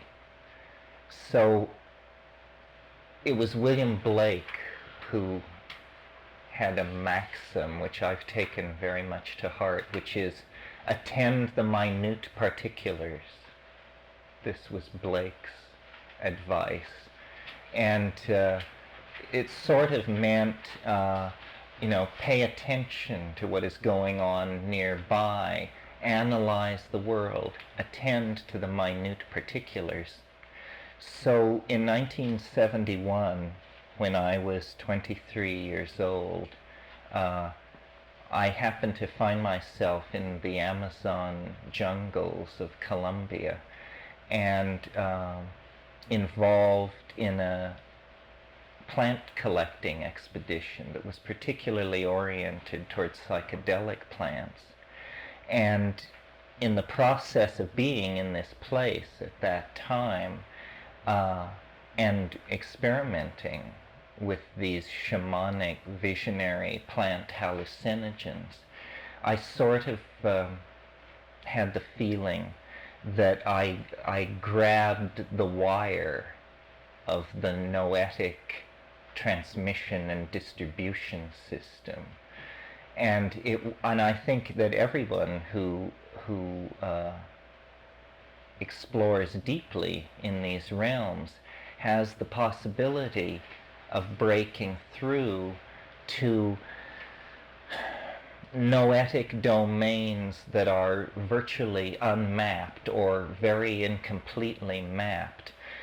Jung talks a lot in his psychology about a totality symbol and how the personality under pressure is supposed to generate a totality symbol, and this signifies the disruption of the neurotic process and the healthy individuation of the person. And for Jung, the totality symbol that interested him most were mandalas, which are, as you know, four four-based quaternary structures common to Hinduism and Buddhism, in which all the forces of acting on the psyche are displayed and mnemonically implanted and realized. Well, coming out of this and being familiar with Jung, coming out of this experience in the Amazon, I was hooked into the production of a totality symbol of some sort, and I could never see very far ahead of myself to what was happening. It was a voice in the head, a logos-like phenomenon, harking back to that logos that was the apotheosis of Hellenistic religion, the idea of an inner informing voice, a knowing, appropriate enteleki that was able to vocally and intellectually project itself into the phase space of the psyche and coexist there with the ego. And we don't know exactly what we're talking about here. Is it a kind of possession? Is it a state of what we would call pre-psychotic fragmentation? Or is it in fact the raison d'etre of the civilized enterprise? Well, the question remains open. Anyway, I will attempt to lead you through what this series of connected revelations was. And it began like this. Not even with the I Ching, really. But I was standing, contemplating the lepidopterous fauna of the region, and a voice spoke in my head, and it said, "Did you know," which is the normal mode of address I've learned, "did you know that every day is rather like every other day?" This is no great intellectual leap. So I acquiesced. "Did you know, I'll bet you did know, that every day is composed of 4 other days?" And this had never, in the previous 23 years of my existence, so far as I was aware at that moment, entered my head as a possibility. It was like not my kind of idea. That each day is somehow a moire pattern or a resonance or a harmonic of 4 other days somewhere in time. Just seemed odd to me. So then the dialogue continued over space, over time, over months, over years. And what it was the steady revealing of a system, of a way of thinking about the world that is radically different not only from how we do it, but so far as I can find out, from how anybody has ever done it. And you will see why. But it based itself around a question, a problem, almost a crossword puzzle kind of problem. And the problem was this. The King Wen sequence of the I Ching is, as I said this morning, supposedly the oldest human abstraction in existence. And it has been called the King Wen sequence as long as it can be traced by reference in the literature of China.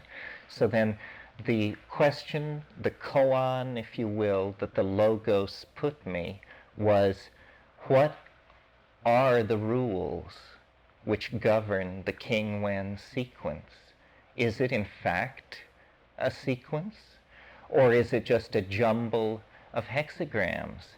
And what, if there are rules which govern it, what are they and why are they as they are? So it's a pretty cut and dried academic kind of thing. I mean, it could go under the title mathematical permutations and hypothetical potential arrangements in an ancient Chinese oracle, something like that. But I sat down with it, and I looked at it, and I invite you to look at it, because this is really the question which we will answer on many levels. What is the order of the King-Wen sequence, and what does it mean? Well, when you look at the sequence, the first thing that strikes you is, and this only took me about 10 minutes, I thought I was really making progress because it fell into my lap so quickly. In the first 10 minutes of looking at it, I realized that it is not 64 hexagrams, it is 32 pairs of hexagrams. And the second member of each pair is formed by turning the first member upside down. Okay? Now, there are 8 cases in the I Ching where turning a hexagram upside down has no effect whatsoever on it. Obviously, right? It's built into the structure of it. In those 8 cases, a second rule applies, and that rule is, if inverting a hexagram causes no change, all lines change. So there I had the beginning of a set of rules. It is that the hexagrams occur in pairs.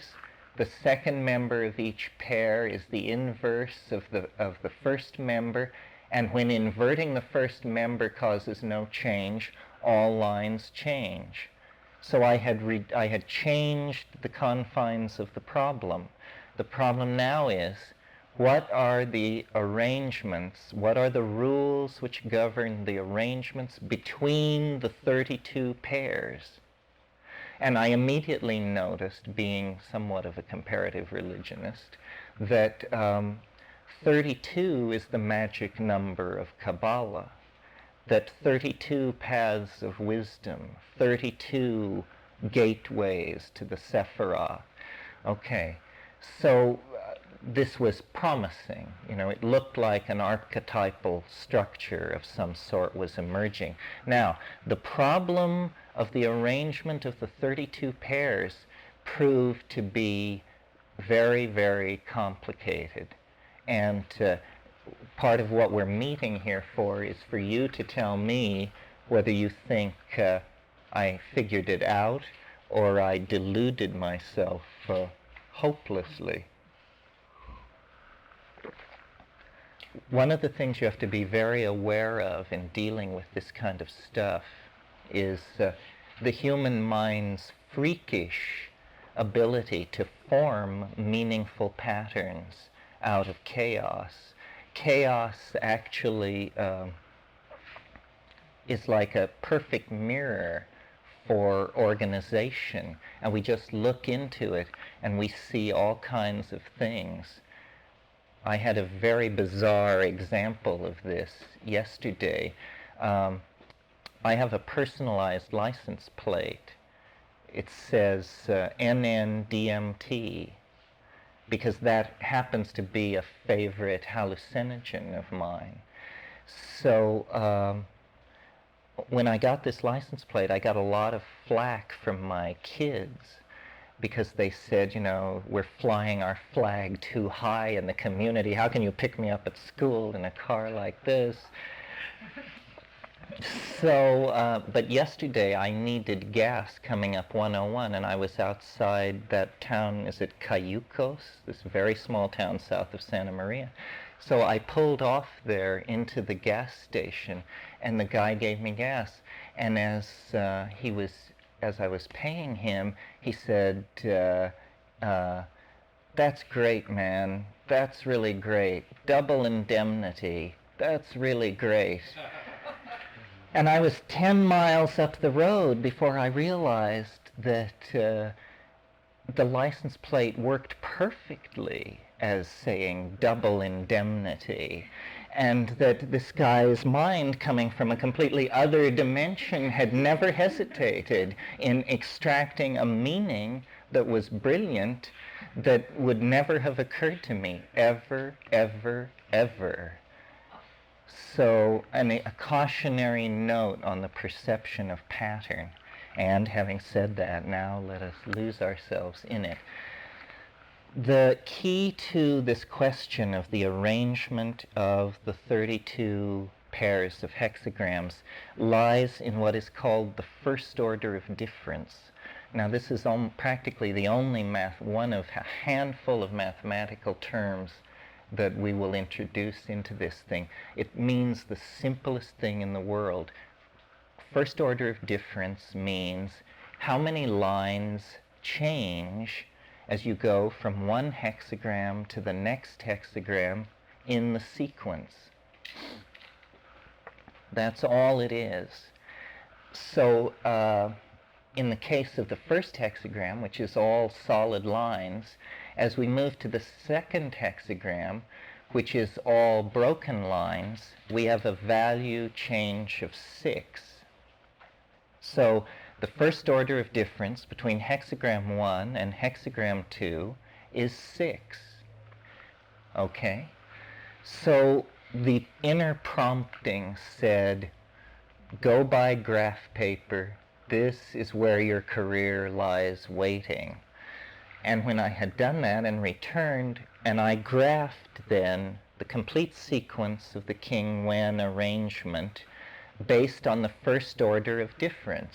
And it begins with the value 6, and then as you go from 2 to 3, it is whatever it is. I don't commit these things to memory. But and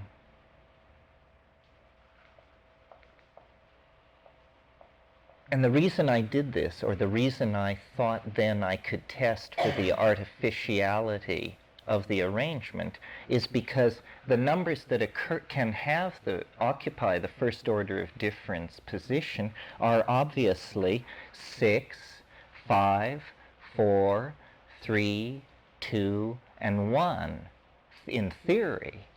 But I found when I did this that the distribution was not at all like that.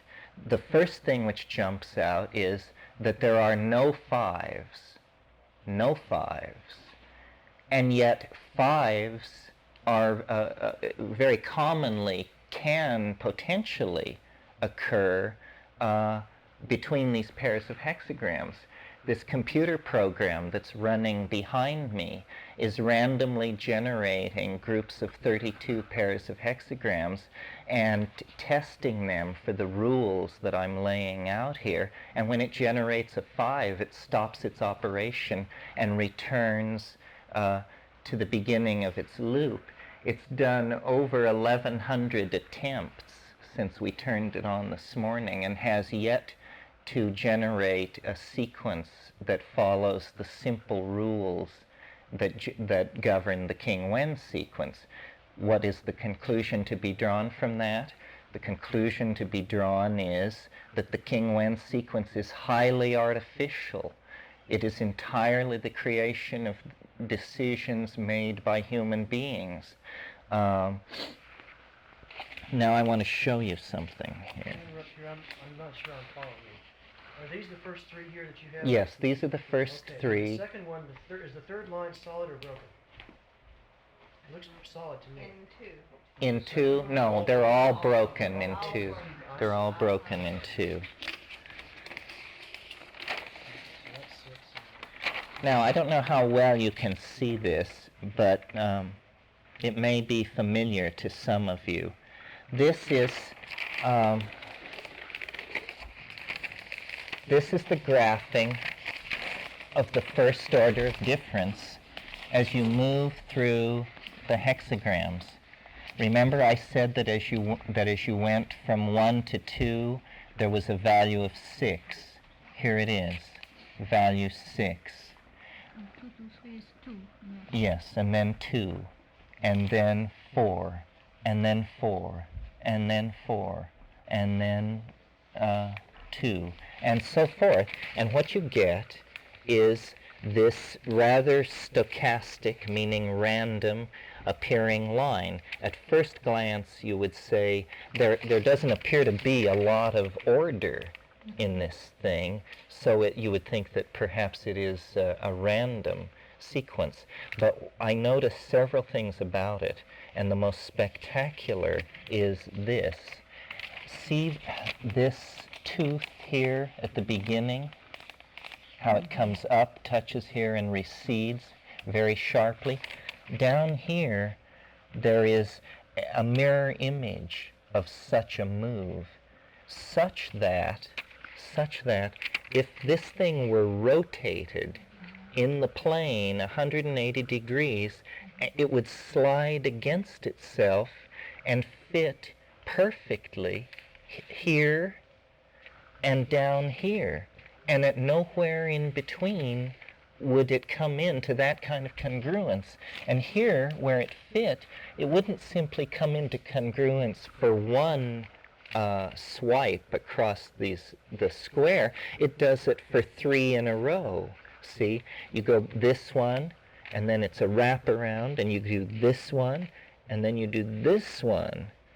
And then if this were pushed against it, you would see that this opens here, and then it flows along, touches here, so forth, and so on. The most spectacular aspect of this was the fit. The closure at the beginning and the end argued very strongly that someone had arranged these hexagrams to do this. When we randomly generate them on this thing, we get a sequence with this property occurring spontaneously about once in every 8,000 times. So it's not something that just happened by accident. Now, where's the mirror image? We have You, 3 to 6 back to 2. here, we need another, here's someone's invisible landscape. Look at this illustration. This makes it much clearer.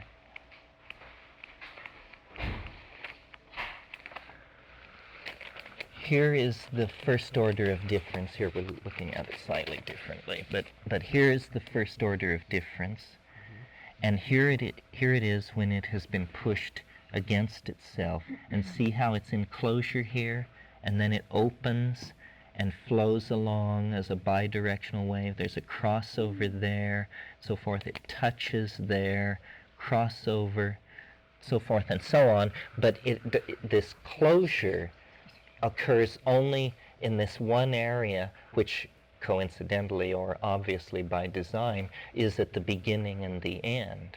So what it is depicting is it's a kind of hidden unity in the I Ching.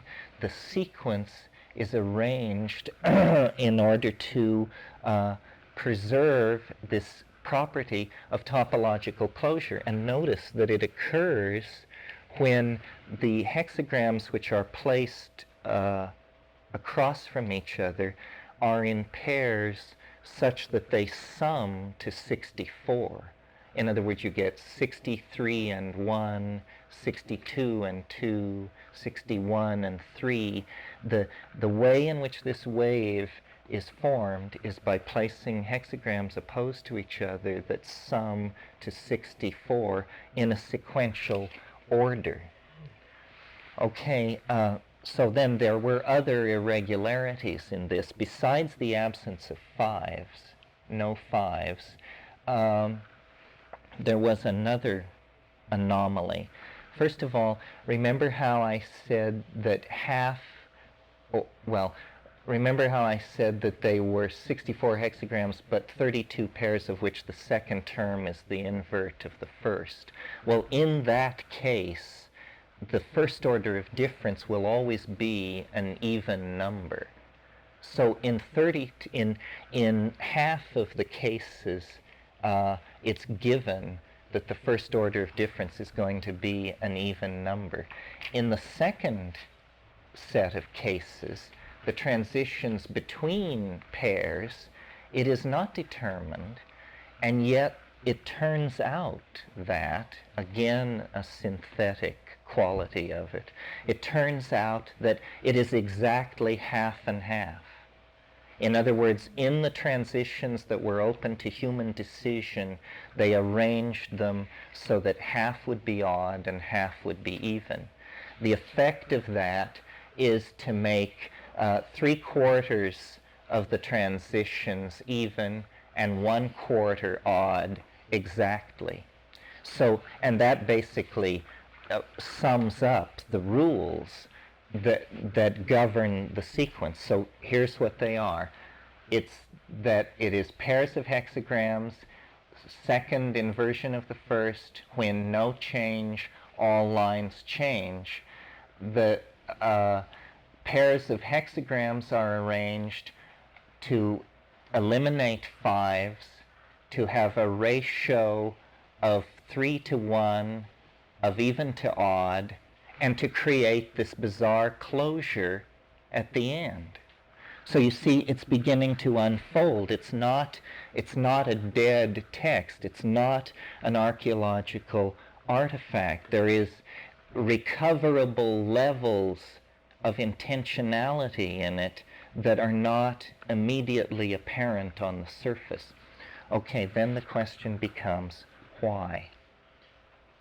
Are you saying that there's only one sequence with those properties?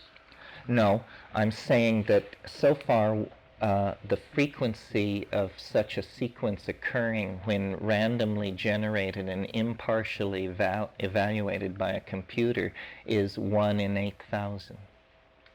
And you said there is like 3 times more even than odd? That's right. That's right. So now we're getting somewhere. We're picking up the scent of a message. There's a secret message. But what is it? It's something to do, the thing is ordered, therefore it must have a purpose. So what is the purpose? Well, what I looked at, well, before I go on to that, let me say something. In the oldest stratum of commentary, the pre-Confucian Zhou stratum of commentary, there are odd sayings that only make sense if you hypothesize the kind of wave that I'm talking about, where you have the I Ching, the whole sequence running one way, 1, 2, 3, 4, 5, 6, 7 to 64, and running the other way so that you have it in opposition to itself. In this oldest stratum of pre-Confucian commentary, there are sayings like, the backward running numbers refer to the future, the forward running numbers refer to the past. But in the I Ching as it's presently constituted, there are neither backward running nor forward running numbers. There are just numbers.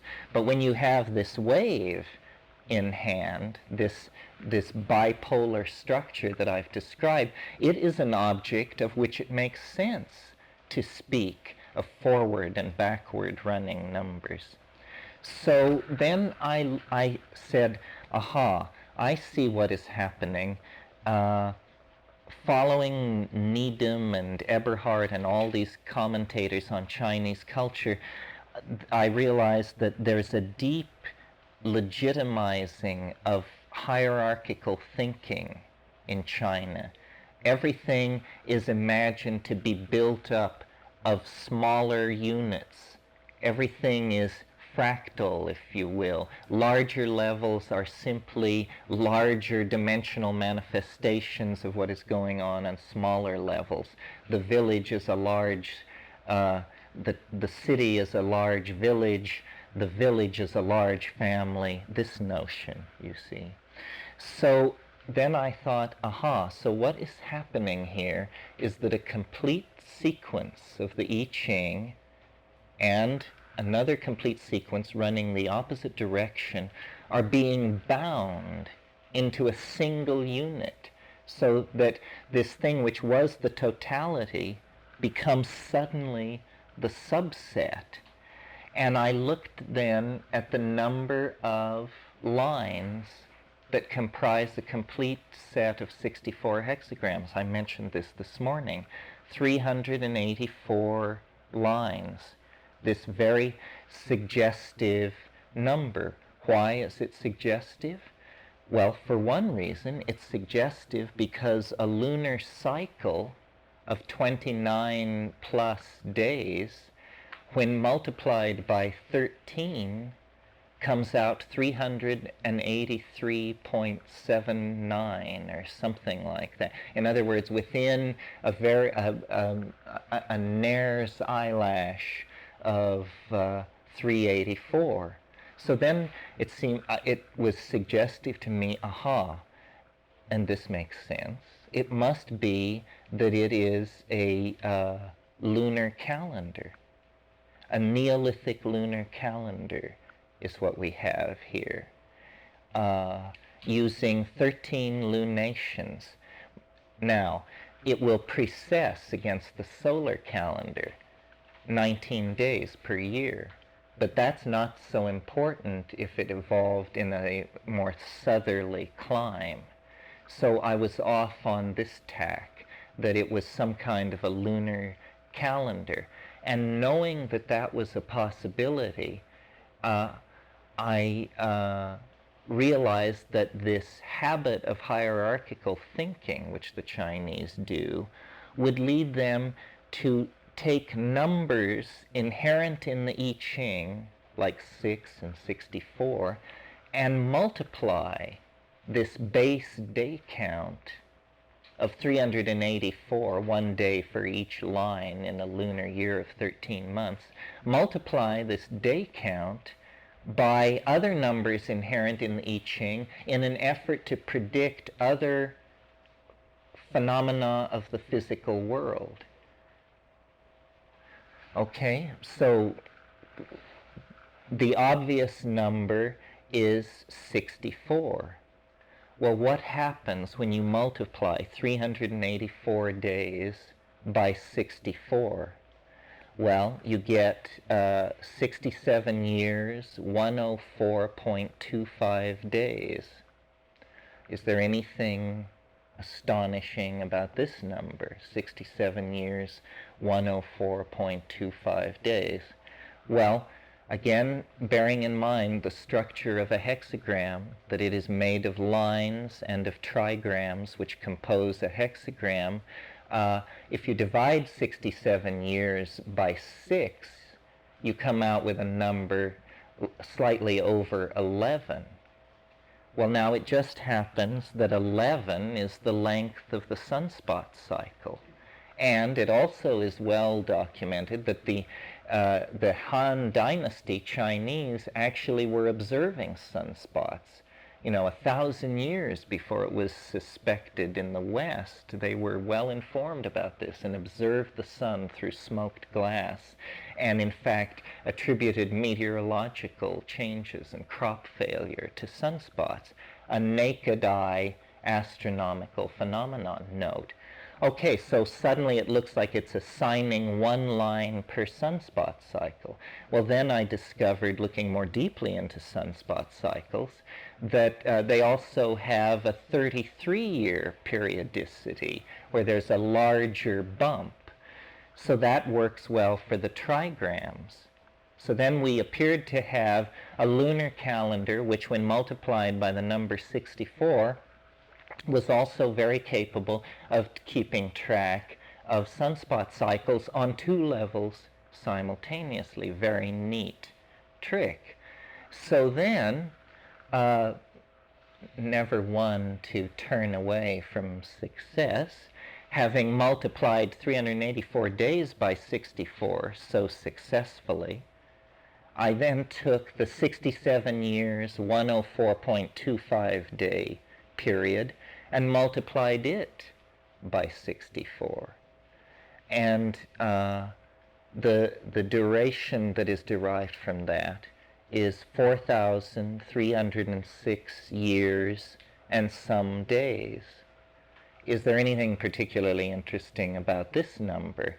Well, it turns out that if you look at it from the point of view of the legitimacy of dividing it because the hexagram is composed of 2 trigrams, you get a period of 2200 plus years. Very good agreement with the rate at which a given sign will stand on the equinoctial point during the precession of the during the great year of the zodiacal precession. In other words, a sign of average width will precess in about 2300 years, so that the full cycle is assigns one trigram to every zodiacal image. And again, notice, this is a naked eye astronomical phenomenon. We're not hypothesizing here that anybody had telescopes or anything like that. We're just pointing out that lunations, when you use 13 of them, can be linked to sunspot cycles by the multiplicand 64, and those two things can again be linked to the zodiacal precession, again by the use of the multiplicand 64.